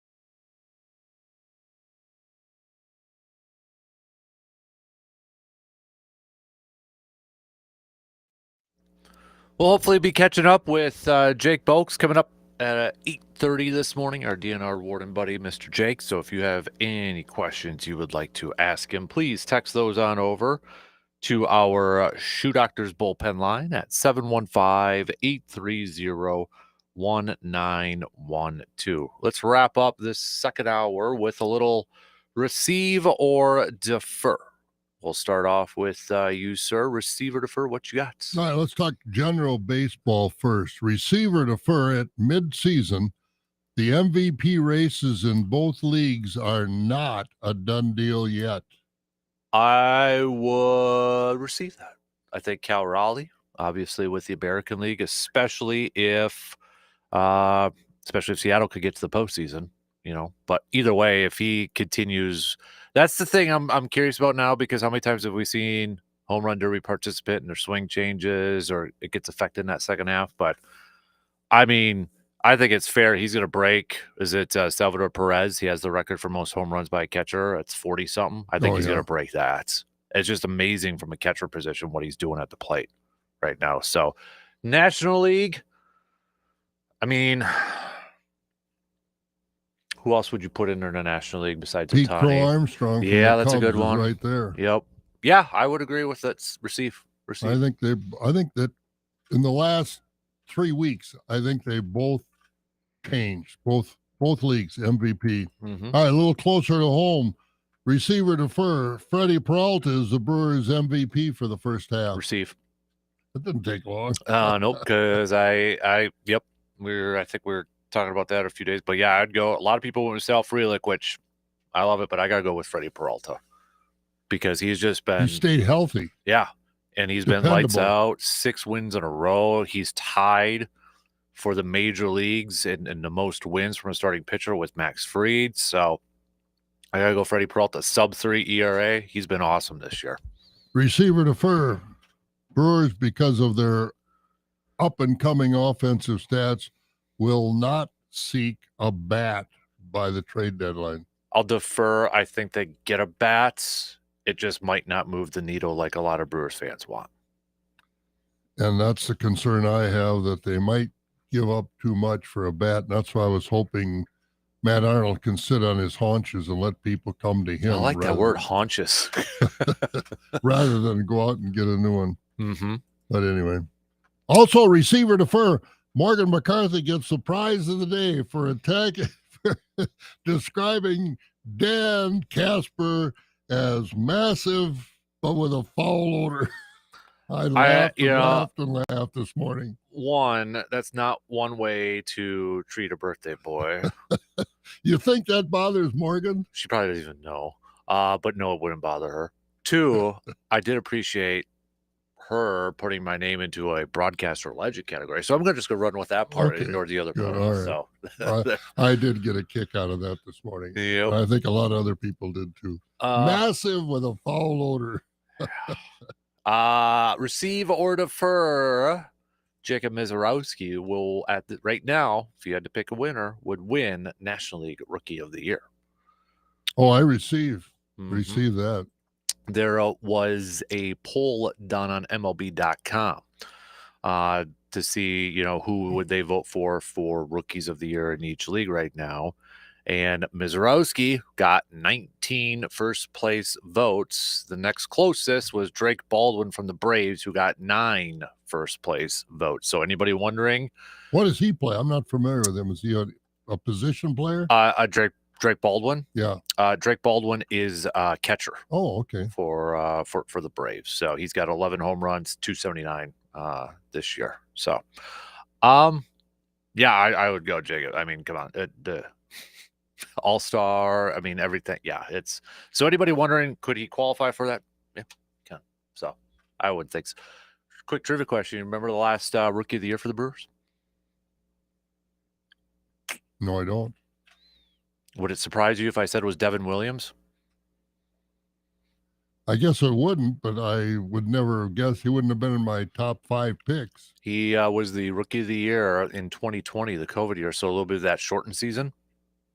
But yeah, he was a Rookie of the Year in 2020. I think as the setup man too, because I think Hader was still on that team. I watched the Yankees the other night and he was pitching. He was pitching as a setup man. He was in like the 6th inning or Yeah. 7th inning. He's not the closer. At least he wasn't that night. Yeah. Again, maybe another example of somebody who struggles in a bigger city and stuff like that. I don't know, but I was surprised to see him in the game at that time. Ryan Braun was the other one that has been most recent. So it was Brawny and then Devin Williams. So I kind of forgot. There was a spread between those years. Yeah, there was, because there's only been, bring it up, the whole list. There have been 3 Rookie of the Years for the Brewers. Yount? Nope. Molitor? Nope. 90s. I don't know. Pat Listash. 1992. Oh, wow. That's a name that's bringing up out of the past. Yep. 1992. Then it was Brawny and then Devin Williams. The only 3 Rookie of the Years. And Listash kind of, maybe his rookie year was his best year. Mm-hmm. So, want to know who won it? So the year that Rob and Yount would have been a rookie? Let me see if I can find that here for you. So, it would have been 1974, right? 1974 MLB Rookie of the Year. A little history lesson here for you. Okay. Mike Hargrove in the American League. Bake McBride in the National League. Yeah. Bake McBride in the National League, 1974. So that name, I'm not all seems I've heard it before, but I could never tell you much about his career. Yeah. Okay, there's an article that says how Bake McBride won the 74 Rookie of the Year. If you want to read that, not right now, but yeah, the nice little trivia question for impressing people at the bar stool. There you go. You want to name the 3 Brewers Rookie of the Years? Brawny one, totally get it. The other 2, kind of a little bit of a surprise. Yeah, it really was. But I mean, Devin Williams came on to be a very good closer, but I didn't know he was Rookie of the Year. I think it helps because it was a COVID year and it was a shortened season. Mm-hmm. So there probably wasn't, not to discredit him or anything, because he was fantastic with the Brewers and such, but I think it did help that it was a shortened season. And in 2020, I mean, he was 4-1. He only pitched 27 innings that year, but his ERA was a .33. So he was pretty. I remember good. He was almost untouchable. Finished 7th in the Cy Young vote that year. But receive or defer. Receive or defer. Where was I going to go here? Because I have my list up, but I have too many windows open now for trivia questions. Trying to look up stuff here. Receive or defer if the Brewers were to trade Freddie Peralta, because there are still some rumors out there that would have a bigger negative effect in the clubhouse than Josh Hader. I agree. Mm-hmm. I agree. I'll receive that. Mm-hmm. I mean, Josh Hader was a shock. I think this would be an earthquake. I agree. Here's the thing. I would hope if that's a discussion being even talked about, I would hope somebody like Pat Murphy would say, no. Like, no, that we're not doing this. This isn't happening. Yeah, get no support on that kind of move from our field staff. Yep. Coaches, manager, players. Mm-hmm. You're out on your own on that one. I almost feel like... Was that... Oh, go ahead. No. I'm sorry. Oh, no. Go ahead. I was going to ask, when the Hader trade, did council ever weigh in on that? So that's kind of where I was going to go with this, because I almost feel like if Murphy was the manager during the Hader trade, I almost feel like Murphy would have been a little bit more vocal in his displeasure than what council was. You know what I mean? Like, council was very robotic by the book, sort of thing. I could see Pat Murphy being a little bit more open and honest with something like that. And I don't know if council was like that, because he came from the front office when he became manager. So he kind of operated that environment for a while, and whether he understood it or accepted it, I don't know the right word here, and didn't kick back on it, I was disappointed, because I never heard him criticize that trade or say what a difference it made in the attitude and the performance of the team from that point on. I never really heard much. Mm-hmm. Yeah. But I think that would just be, I'm sorry, that would probably be the dumbest move. When we talk about stupid trades and rank them, that would almost be number one instantly for me if they even approach that this year. If they do something like that this year for a team that I know they're not in first, but they're a game behind in the way they're playing and they're in the top wild card spot right now, that would be the dumbest thing that they could do. Oh, I agree. The dumbest trade that they could do. I don't care really what If they would they almost get back. if they would trade, again, speculating, if they would think about trading him, what would they have to get back, or who would they have to get back in your mind to make it a deal that you could accept? It would have to almost well, first of all, Freddie's an all-star, so I'd almost expect an all-star type player in return. That is not a half a season rental. Oh, yeah. You know, because I know Freddie's got another year under his deal for only $8 million, which is very, very doable. I'd want a guy that is like a 30 to 40 home run hitter, left side of the infield, outfield, but you control him for a couple of years at least. But the problem is, if you're going to get that kind of a guy, they've got contracts already. They're calling for what, 30, 40, 50 million dollars. Mhm. And Freddie's at 8. So that on-field performance is part of the equation, but the dollars are another part of the equation, which means they're not going to sign some of these other guys to longer contracts. Frelick's, Terang, on and on we could go. Mhm. So I I hate to say I think they're boxed in with Freddie, Mhm. because if you say you got to get comparable talent, it's not going to be comparable dollars. Right. Right. No, I agree. So, uh The Athletic just posted their latest piece up this morning, MLB trade deadline tiers, sorting through the buyers, sellers, and tailors.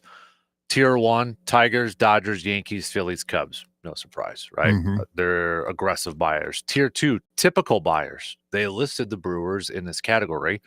It says the Brewers and Blue Jays have each been promoted from Tier 3 in our first trade tier analysis. Both were trending to the buy side a month ago.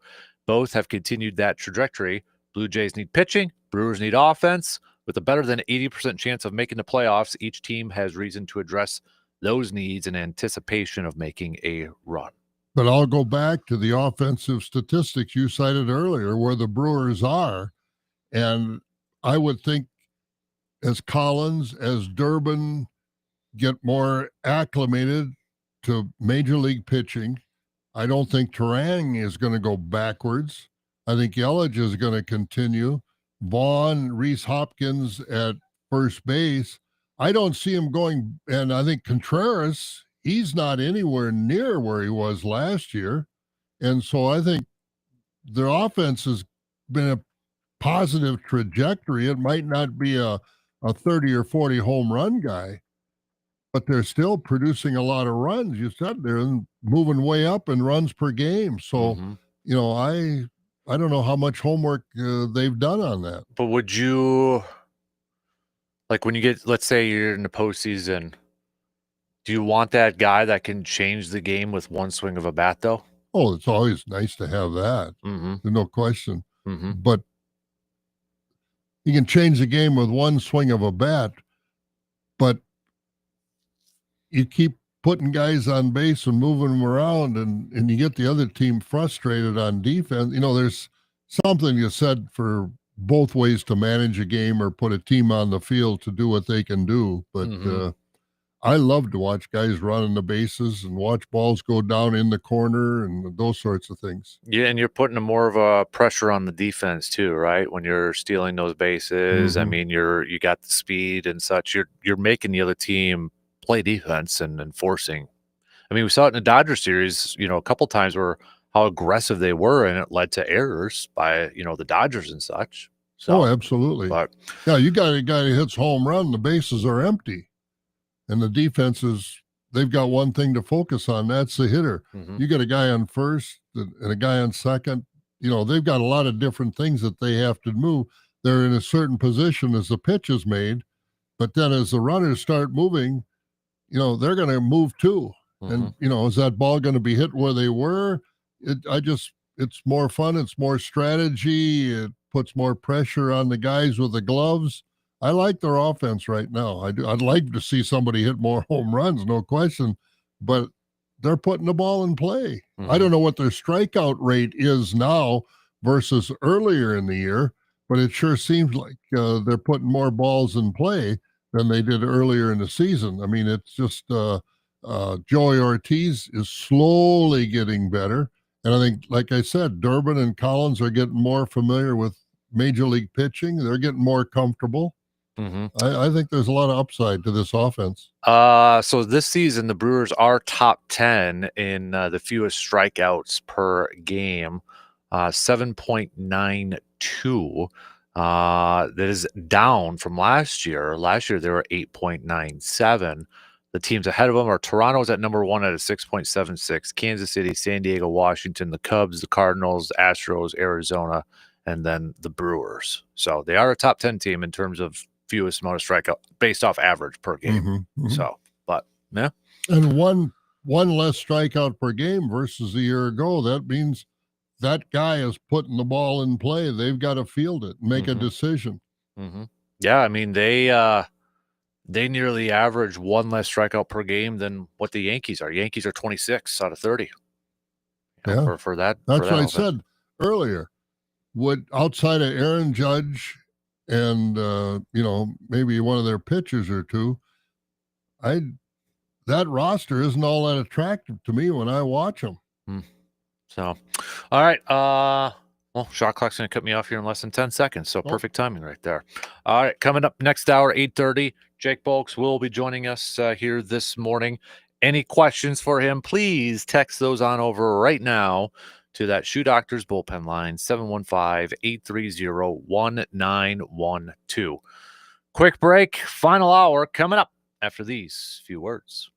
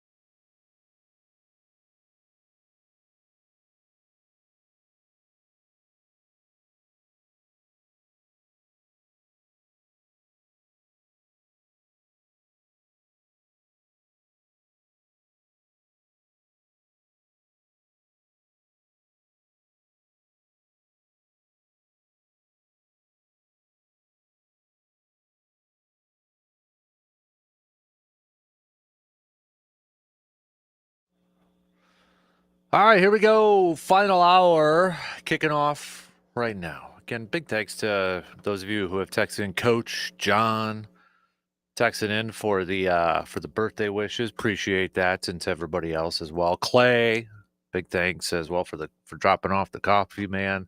It's definitely kicked it into gear for the caffeine this morning. So big thanks to Clay and Service Master for dropping off some raffle prizes for the Casper Classic, which 2 weeks from tomorrow we tee off. We just got 2 more spots open for the 1 p.m. tee time. If you're interested in signing up so we can sell it out for a 5th straight year, head on over to sportstalk1051.com right now. If you're interested in becoming a whole sponsor, you get a free team with it too. So get on over. Yep, just double check. Still just 2 spots left for the 1 p.m. tee time for the 5th annual Casper Classic to help benefit Backyard Dreams. It'll be 2 weeks from tomorrow, Lake Hallie Golf Course. So Friday, August 1st. Be a lot of fun. Looking forward to that. Coming up at the bottom of the hour, we're going to catch up with our buddy, Mr. Jake Boakes, DNR warden for the state of Wisconsin. Final call right now for any questions you may have for our buddy Jake. All right, you got to text those on over. That way I can get those on over to Jake here. So final call for any questions if you got them for Jake. So yeah, definitely. All right. So we've been talking a lot of baseball here, but football season is actually right around the corner tomorrow. Quarterbacks, rookies, all reports have to report to Green Bay. The first practice is already next week, Wednesday. The first practice is next week, Wednesday. Everybody's got to report by Tuesday. Does not feel like we're at that time of year right now. Well, the weather outside today feels kind of like after what we had 92 and humid. Now it drops down to 70, 50 this morning. It feels like a good day to have a football workout. It does. So, but yeah, still kind of mind-boggling that we're going to be talking about practices and stuff next week, and then next week too is the well, it's going to be the final day for Mark Murphy officially at the shareholders meeting, switching sides and such. If you had to think about Mark Murphy's tenure, what's one thing that'll jump out to you? It's been an eventful tenure. I mean, he's gone through 2 quarterback changes and Titletown I was and going to say the Lambeau Titletown Field district. renovations. I mean, he's done a lot. Yeah, or he's really been the leader of a lot of different stuff going on over there. And he got the draft in Green Bay. That was a big deal. It was. By the way, did you see the economic impact of that? The numbers came through. Let me see if I want to get the exact numbers correct here, but it surpassed what they thought they were going to do, and by a lot, money-wise. Let me see if I can. Here we go. Well, I suppose it wasn't cheap when you went over there to stay or to eat or to drink or whatever. So it was projected to be a $20 million Brown County economic impact, $72.9 million. Good. Statewide, it was projected 94, ended up being $104.7 million. Good deal. I think that was pretty a good investment. Oh yeah, to bring that over. And it was a great show. They put on a great show. Mm-hmm. Had a little weather challenge, but the fans that go to that thing, the draft, no matter where it is, they don't care. Mm-hmm. They're there to go to the draft, rain or shine, and they're going to show up, which is kudos to the fans that do that, because it can be a survival of the fittest type situation. Mm-hmm. But they turn out day after day, and they show their love for their particular team. Yep, absolutely. So, but yeah, I saw those numbers pop up yesterday. I'm like, ooh, that's a good chunk of change. Mm-hmm. That is a really good chunk of change. So, what were the reviews? I guess I never, from the professional media people and party planners, of the way it was handled in Green Bay. I would assume it was favorable. I think so. I honestly, I don't remember off the top of my head. So I've got a feeling I thought somebody like Schefter made a negative comment or something. I'd have to double check that. I'm not quite sure, but I'd have to look that up. So Really quick update. Still the same 2 leaders on the board at the Open, Olson and Lee. But Matthew Jordan and Matt Fitzpatrick right behind at 3 under par. Lee Westwood's in the clubhouse 2 under. Sergio's 2 under through 6, so he's off to a fast start. Phil Mickelson still tied for 11th at 1 under. Scotty Scheffler 1 under through 12 as well. So there.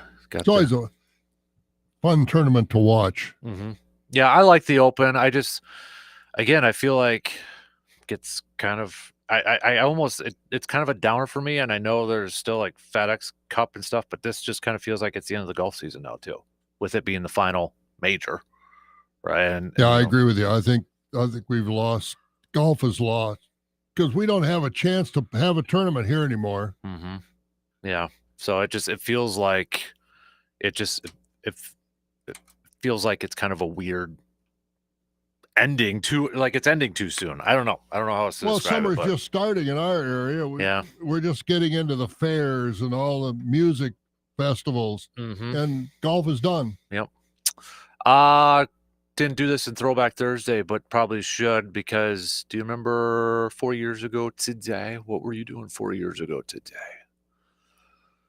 Probably getting ready to go to a fair someplace.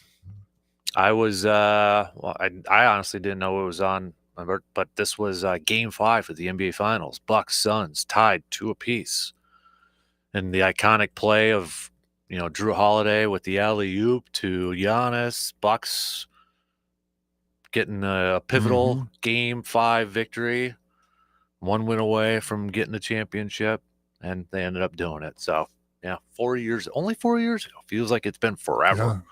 Ages ago. Really turned around. That was all Phoenix, and all of a sudden the Bucks came on and blew them away. Charles says, cannot corroborate this, but I heard Green Bay drank more beer the first day of the draft than all of Kansas City and Detroit combined, and only 1 arrest. So that's good. Wisconsin can drink beer. I remember going to the Rose Bowl and they drank Los Angeles out of beer. I think you told me that one time. Yeah, you mentioned that. I can't corroborate that either, but it wouldn't surprise anybody. Probably, it wouldn't surprise anybody if that was the thing. So, what going back to baseball while we wait to chat with Jake here. We've been talking about kind of starting off the second halves and such, and specifically with the Brewers. But what are across Major League Baseball? What are some of the other things that you're kind of curious? Like, I look at the AL East. Can Toronto hold on and win the AL East? Are the Yankees going to catch up? How many teams of the AL East maybe make the playoffs? Are the Tigers? Remember a year ago today, we were talking about the Tigers potentially being sellers at the deadline and trading Tariq Skubal, and Brewers fans were like, "Oh, maybe we should go get this guy named Tariq Skubal." Look at where they're at. They're leading the league in wins right now, or Major League in wins right now. So talk about a world of difference, even the second half for them last year. You look at the Central, obviously, with our teams, but anywhere else, what are some of the things that you're kind of curious to follow in the second half of the season? Cal Raleigh, can he hit 60 home runs? I was just going to go there. Can Seattle hang on, make the playoffs? Raleigh hit 60. With the Yankees aren't going to get Cole back. Nope. With his injuries, I don't look for them to make the playoffs. I really don't. I don't think they have enough pitching and enough help for Aaron Judge. Yeah. The Dodgers are struggling a little bit too. They're a different lineup with Max Muncy out of there. He's a difference maker, I think. Yep. When they've got to have Will Smith bat fourth, they're lacking what they had last year. Right. No, I agree. I know Max Fried's got 11 wins this year and such, but you question the depth and whether you talk about third base or Brewers fans talking about third base as a need. The Yankees need a third baseman.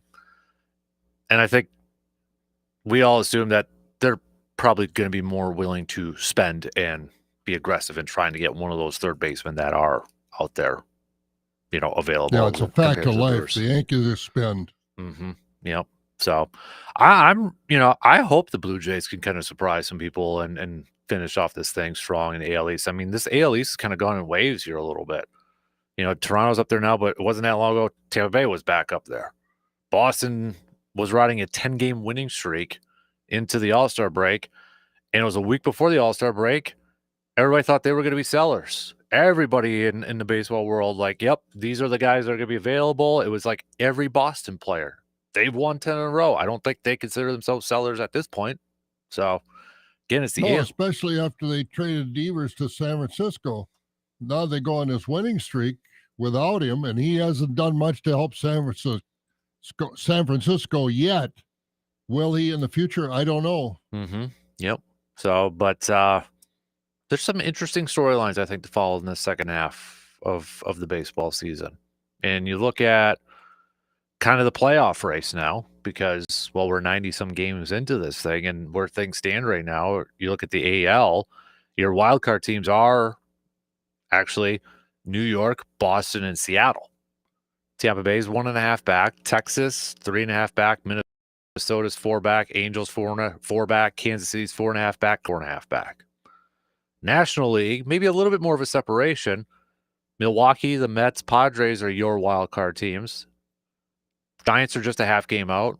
Cardinals are 1.5 out. The Reds are 2.5 out. Then there's a little bit of a gap. And it's the Diamondbacks who are 5.5 out, but there's just this assumption the Diamondbacks are going to be sellers this year. So maybe the National League's starting to separate itself a little bit. I think so. And going forward, I think in the National League, the offenses are what they are. I think it's going to be the pitching that's going to make the difference going forward. It usually is, but I think more so this year than other years. Mm-hmm. I'm really curious to see, the Reds are 3 games above 500. What are they going to do in these next couple of weeks? Did you watch the Reds draft?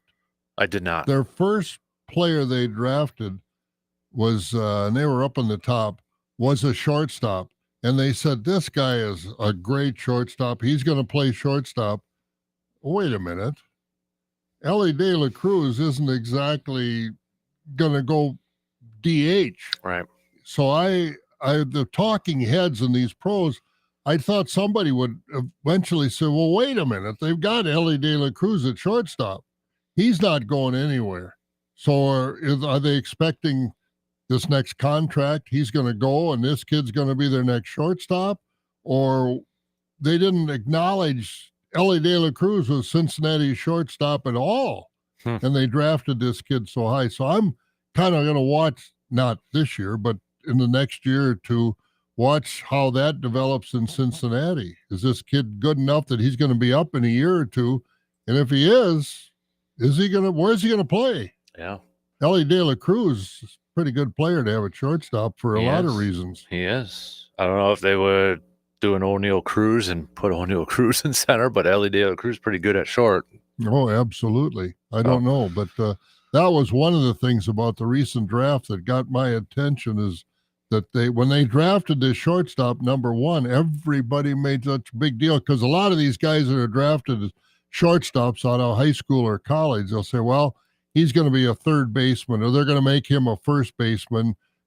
The best athlete in high school and college is always going to be your shortstop. Well, in the major leagues, he's going to go play someplace else. But these guys were talking like this kid is a shortstop, and that's where he's going to play when he gets to the majors.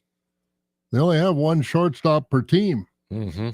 So I don't know what Cincinnati's going to do, but I think that was the thing that got my attention in the draft, is to follow that. Mm-hmm. Oh, maybe they'll start a new trend. 2 shortstops, play a little 5-man infield like the good old softball days. Yeah. Just have 2 in the outfield. But you can't do that anymore. You don't have 4 guys on the dirt or whatever the rule is. Yeah. We'll put them in just a little bit touching the grass. Yeah, well, there you go. Maybe they can do that. I don't know. Ellie's got an arm. He could probably still throw it from touching the grass to first. So. Well, that's what I mean. He can do it all at shortstop. So we'll see, but that's down the road.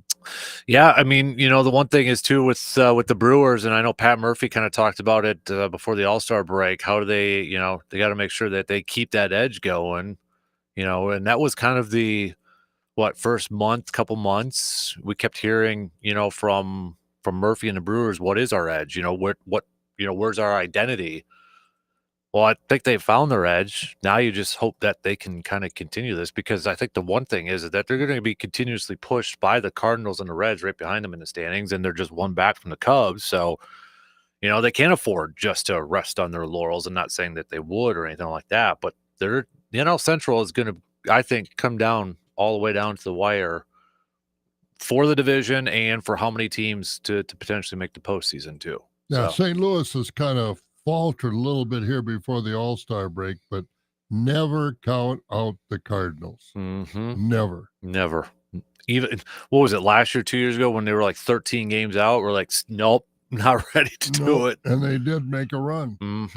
Yep. So, I'm just kind of looking. I wanted to see. I just saw this pop up. MLB.com. Oh, okay. Power rankings: Tigers 1, Cubs 2, Dodgers 3, Astros 4, Mets 5, Blue Jays 6, Brewers 7. Based on what? I'll just read what they say. Somehow the Brewers just find a way to win every year, and I'm not sure it's ever been quite as impressive as what they've done this year. The Brewers are simply solid at everything.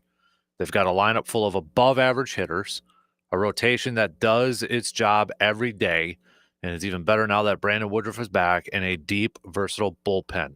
The Brewers just do everything right. That's their little write-up on the Brewers. So. It's a nice reputation to have. Do everything right. I'm projecting here a little bit, but if the Brewers make the postseason, regardless if it's a division or a wild card, how does Pat Murphy now win Manager of the Year again? He's going to have to. Right? Yeah, because let's face it, Council in Chicago has got a lot of money in his roster, and they're one game ahead right now. They were way ahead, but pitching is, hurting the Cubs. Yep. That's why I say pitching the second half is going to be important, more important than the offense. And I think the Brewers are sitting better pitching-wise than the Cubs are. It's just, is the Cubs offense going to be able to overcome the injuries on their pitching staff and some of the other challenges they have? So it's going to be fun to watch the second half. It is. All right, let's take a quick break, and we'll switch gears here and chat with Jake, our DNR warden buddy. He'll be joining us coming up after these quick words.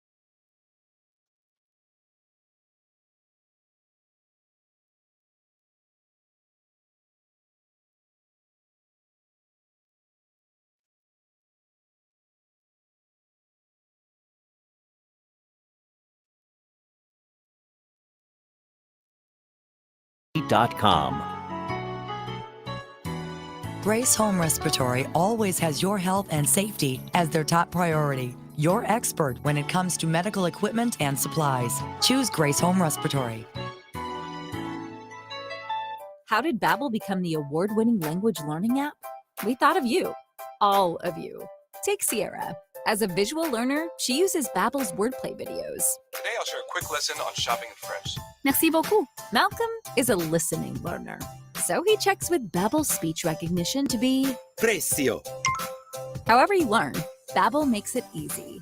Save up to 50% on your Babbel subscription at Babbel.com. That's BABBEL.com. You want to feel important. You want to be part of something bigger, something that matters and can help change things. You want to feel like you belong. We know. We felt that way too. And that's why we did something about it. We aren't just Army National Guard soldiers. We are normal people just like you. But our part-time service in the Army National Guard means we get to be more. When our communities are in need, we get the chance to stand up and do something about it. We get to serve in our own region and help the people we call neighbors. From the lakeshores of Ohio, Michigan, Wisconsin, and Minnesota. The fertile fields of Indiana, Illinois, and Iowa to the wide open plains of North and South Dakota. We are here for our hometowns. And together, we can make a difference. Take on your legacy. Visit NationalGuard.com to find out more. Sponsored by the Wisconsin Army National Guard, aired by the Wisconsin Broadcasters Association and this station. We all hear the radio ads about the IRS. They tell you to be afraid, to be scared, and they try to frighten you into calling. I'm not here to do that. Tax Relief Advocates is different. TRA is here to tell you that if you owe money to the IRS, whether it's $5,000, $50,000, or $500,000, we have a solution. It doesn't matter if you're sitting in your car, at work, or with your kids. No matter where you are, call now. 800-498-6548. Don't lose hope. TRA can eliminate or reduce what you owe to the IRS. Generous programs are now available that can give you a fresh start. Our passion is taxes and helping individuals fix their IRS problems. We have over 1,000 five-star reviews on Google and an A+ with the Better Business Bureau. You don't need to be afraid of the IRS any longer. End your tax nightmare today by visiting us online at TRA.com or call 800-498-6548. That's 800-498-6548. Tax Relief Advocates. Real solutions for real people. Prescriptions require an online consultation with a healthcare provider who will determine if appropriate. Restrictions apply. See website for details and important safety information. Price varies based on product and subscription plan. Hey guys, let's talk ED because millions of men experience it, but not everyone can access or afford treatments like Viagra. Well, Hims can help. Through Hims.com, you can get a full range of treatment options for ED, including daily or as-needed meds through a 100% online process. It all starts with an online intake form. Get started at hims.com/joy, and from there, a medical provider licensed in your state will determine if ED treatment is right for you. If prescribed, your medication is shipped to you for free. Find the ED treatment that fits your needs with options up to 95% less than the brand names. Millions of men experience ED. But Hims can help. To start your free online visit and save up to 95%, go to hims.com/joy. That's hims.com/joy for your free online visit. HIMS.com/JOY. Broadcasting live from the TDS Sports Talk 105.1 studios, it's the Dan Kasper Show.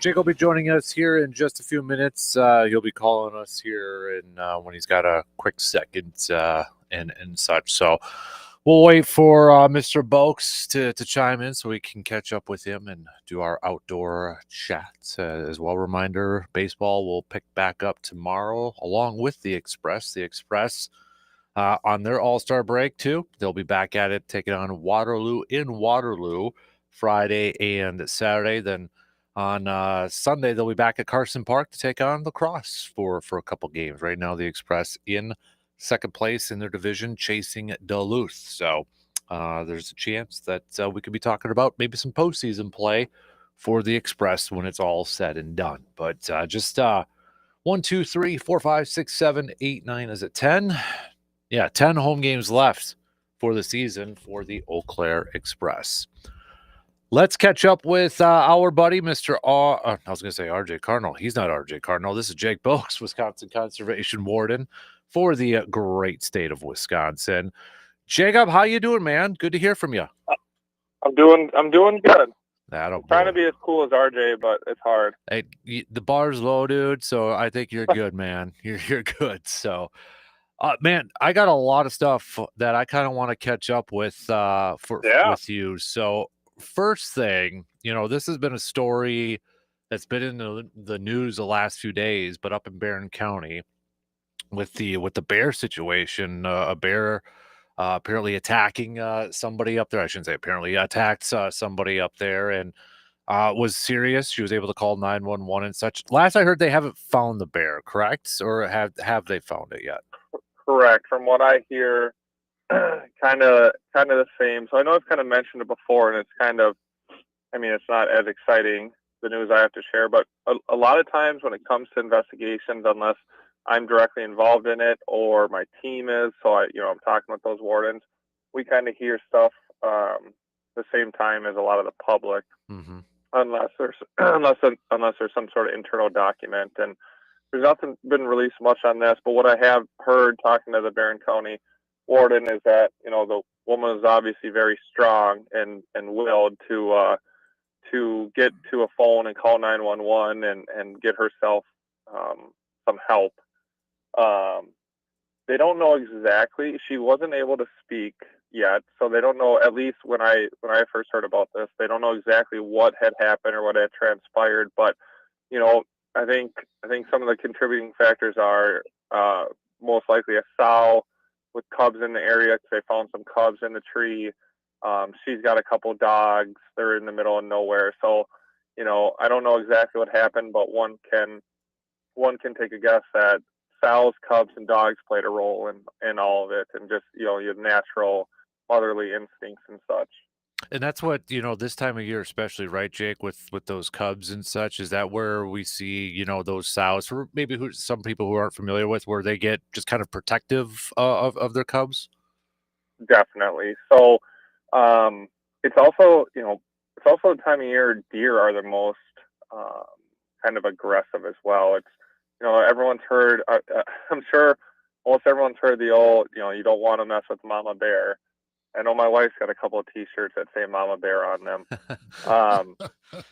It's definitely something you do. If you see a black bear, 99% of the time they're going to run away. They're more scared of us than we are of them. That whole spiel. But whenever they have their cubs with them, they definitely turn into a more aggressive animal. So if you're ever walking, you see them in your yard.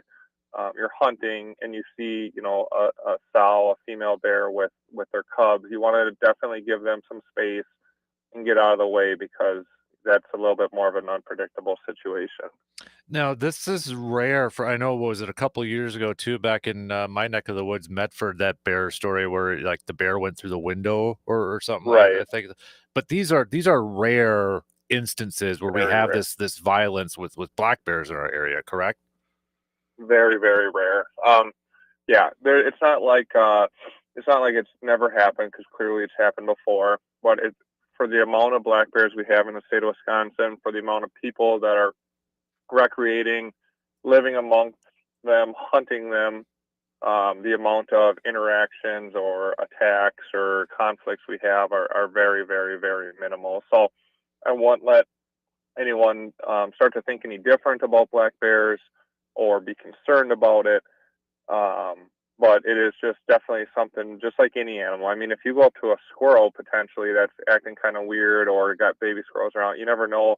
A squirrel can jump on you and start biting you up, and that hurts a lot, So any animal can be aggressive at any point, which is why you always want to be mindful, and why we do preach just to let nature be nature, keep all life wild, and just let animals be animals and us be us. Mm-hmm.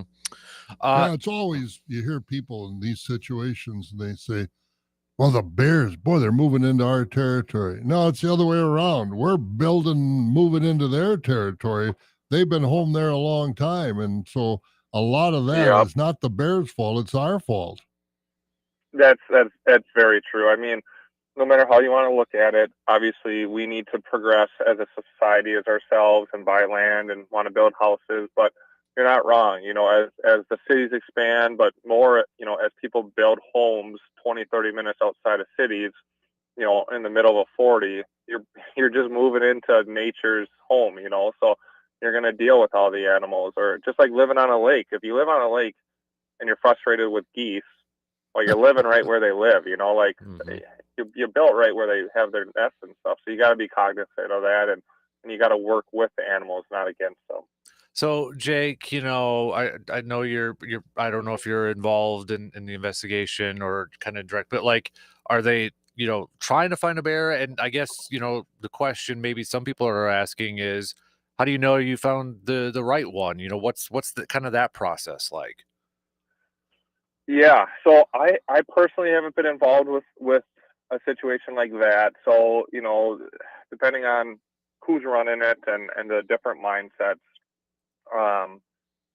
it can go anyway. I know if they would have responded day of and found that bear still hanging around in the area, I would take a high probability that they would have dispatched or euthanized that bear due to attacking, and then probably work to get the cubs to a rehabilitator. I think we have one up in the northeast part of the state, which raises its own concern and questions with having cubs. But at this point, it sounds like they used a hound to track the bear, and were unsuccessful that day. So I mean, without sounding like I don't know what I'm talking about, but I guess your guess is as good as mine is what they actually would be looking for. I'm sure they can. We can definitely like compare different images if they were collected, compare different marks or situational information if they found a sow with cubs that's in the area, using people's trail cameras, using different things. We could definitely pinpoint and find the correct bear. If that's needed. The question is, are they going to be able to? How hard are they going to run it down? Did the bear just move out of the area after that? Did it get spooked? There's a lot of circumstances that make it kind of unpredictable on what the next steps would be. But from what I understand, after that initial response and the next day, they still haven't really found a bear in that area. And I don't know the area, but I think it's kind of rural. So I don't think they're just like in downtown Cumberland or something, Right. So, I mean, speaking of bear, before we transition to the next, we're getting to that time of year. When can hunters start running dogs? I mean, because we're going to get to that point too, right? I mean, if you're out in the country, you're probably going to hear the dogs in the trucks pretty soon and such, and training in that. Yeah, no, we're there. We're there with baiting and training and all that kind of stuff. That's coming up here. So, no, you're totally right. For sure, the baiters have been out. I mean, I think it's like April 15th. You can technically start baiting. That's really early, and it gets really expensive. But even if the guys aren't running some of their hounds yet, they're finding their spots. They're out looking, walking the woods, getting their hunting stuff ready. So it comes quick. August is prime time training and baiting, and then right at the beginning of September, it's a big kickoff. So with it being past halfway in July here, you're going to see plenty of trucks ripping around. County forests get a little bit busier, so be mindful of that. Hey Jake, what are bear signs? I know deer hunting, you've got buck rubs and you see the deer trails and droppings. Are there signs that bears leave in the woods that indicate there are bears in this area? I've never been a bear hunter. Yeah, no, good question. It's pretty similar actually.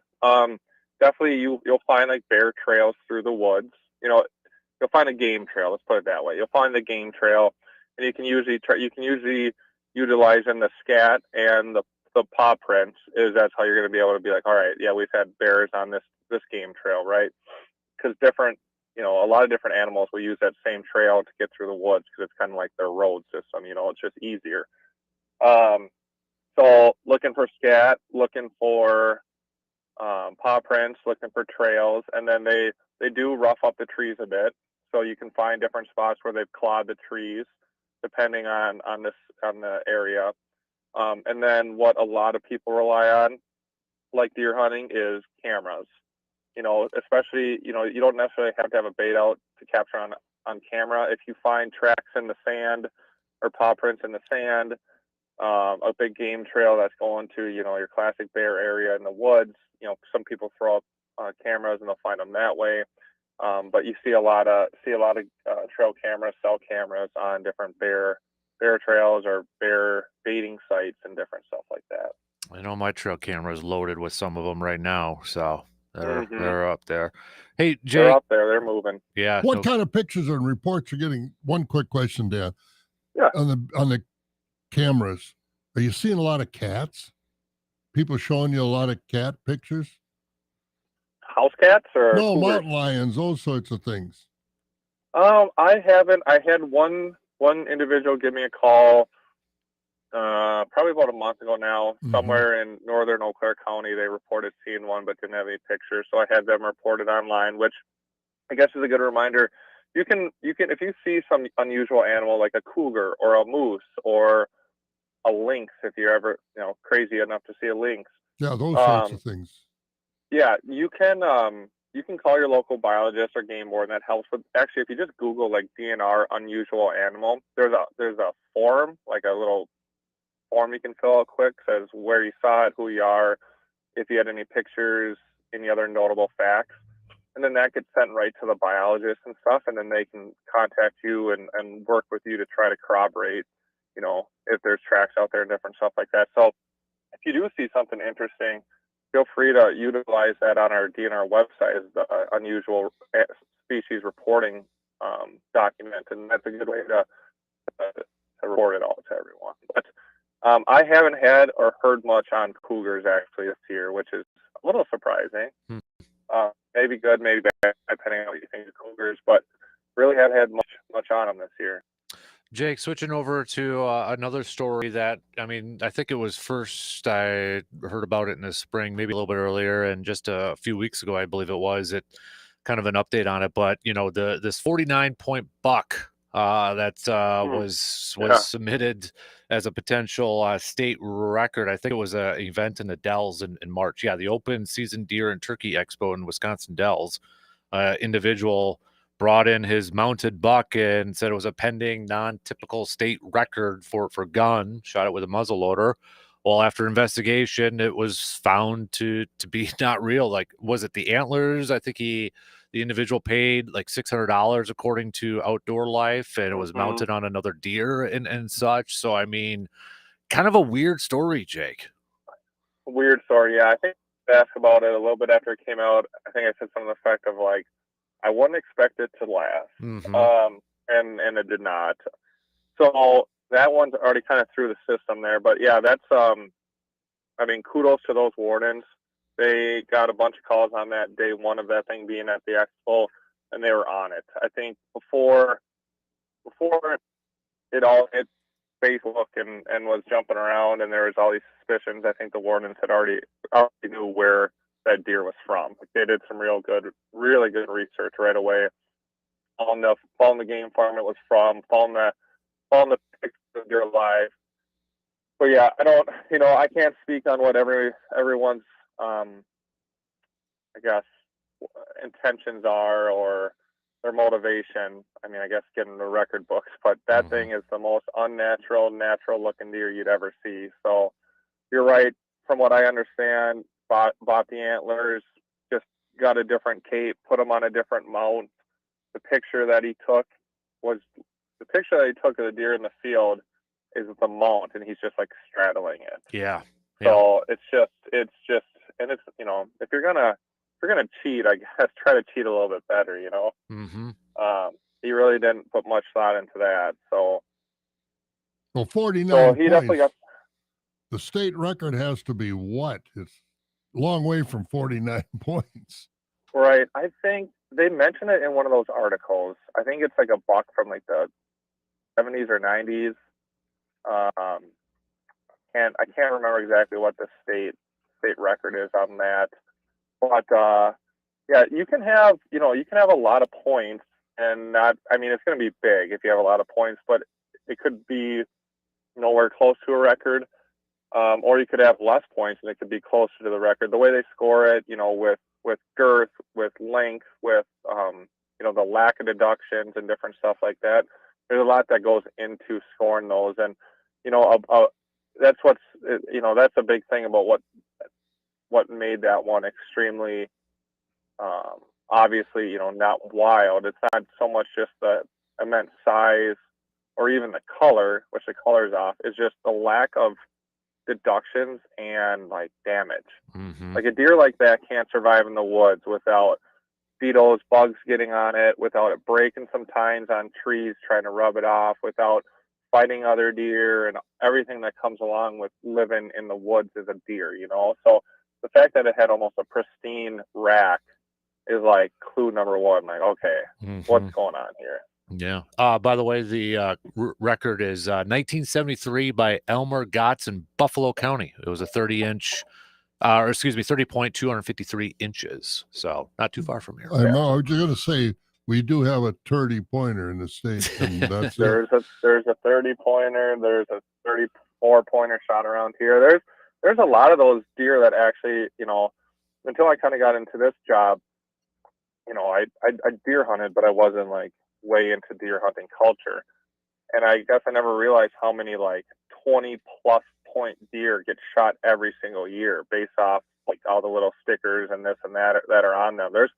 Wisconsin's got a lot of nice deer every single year. So that's pretty insane. But yeah, there's plenty of 20 and 30 point bucks that actually shot every year, if not many a year. So that's pretty cool. But to have ones that big, to have something stand since 1973 is pretty impressive for that hunter. So that's good. That's pretty cool. To kind of wrap it up here, Jake, since we're talking deer hunting, I had a news release just a couple days ago that the DNR is seeking volunteers to teach new hunters, like hunter education and even like some advanced hunter education, like outdoor skills and learning to hunt and such. So, if anybody's listening and they've kind of wondered about hunting, but never really, had a chance to maybe go or don't know how to start or don't know how to go, it sounds like there's opportunities in our state for people to kind of learn about hunting and to learn to go hunting. Tons and tons of opportunities. So the easiest way to relate this is just like refs and youth sports and such. We have a lack of them. That's what we have with hunter education. Whether you are knowledgeable and want to help, we're looking for that. We need bodies, we need people, we need experienced hunters or teachers or just people that want to help the kids teach hunter ed, teach whatever, some of the online stuff, the advanced stuff, whatever. Even boating, ATV, snowmobile, they reached out specifically for hunting, but all those education, those safety courses that are required of everyone these days, we need more and more instructors to help teach it. So though it's really not that difficult to teach it either. They give you the curriculum, they give you the tools and the processes, they give you the tests, they give you the pens and paper and guns, they give you everything. The DNR will give you everything. They just need people that are interested in wanting to help the youth, and well, not even just the youth, but the adults that want to get into it. We need people to help with that. As well as, like you mentioned, if you're, 10 or 40 and you've never hunted or fished or snowmobiled or whatnot, there's a lot of opportunities for you to learn in a setting that's geared towards learning and understanding and helping. So there's a lot of opportunity in it. And I've always viewed it the last couple of years as just like the referee stuff, or youth coaches sometimes, where we need more of them. At least in this, being a hunter ed, you're not gonna have a bunch of parents yelling at you, like the refs have to go through. Parents are always very supportive, or they just drop kids off and leave. But the parents usually sit to the class and learn something too. So it's a really good environment. We teach at them as wardens. We show up and present the safety and the regulations portion of it. Some wardens teach a little bit more. Some wardens are hunter educate instructors when they're not working. But it's a really good class. There's a lot of really good instructors out there, especially in this area with the Eau Claire Rod and Gun, the Westgate, and then there's a lot of other spots in Jackson, Eau Claire, Clark, and Chippewa that have great instructors that just need a little assistance. Yeah, and I think that Learn to Hunt program is such a cool thing to have here too for Wisconsin, and you can find out more info on that by going to the DNR website as well. Yep. So. Yeah, if you go to our DNR website, no matter what you're interested in, you go right away to that search bar on the home page, and you type in what you're looking for. You'll find it. You know, whether it's a specific lake, whether it's a specific piece of state property that you wonder if you can ride your e-bike on it, whether you're looking for a hunter safety class or looking for the duck hunting rigs. You know, if you go to that website, or you got to register something, you go to that website, can seem daunting at first, but once you navigate it for a couple minutes, you can figure out that you can answer most questions from that website. Absolutely. Jake, I know we kept you a little long here this morning, but I like it. We appreciate it, buddy. Hey, be safe, and we'll catch up again soon with you. Okay, buddy? Yeah, that sounds great. Thanks, guys. Have a great rest of your week. You got it. There you go. Jake Boakes joining us here this morning. We got to take a quick break, and then we'll be back to wrap up things after these quick words.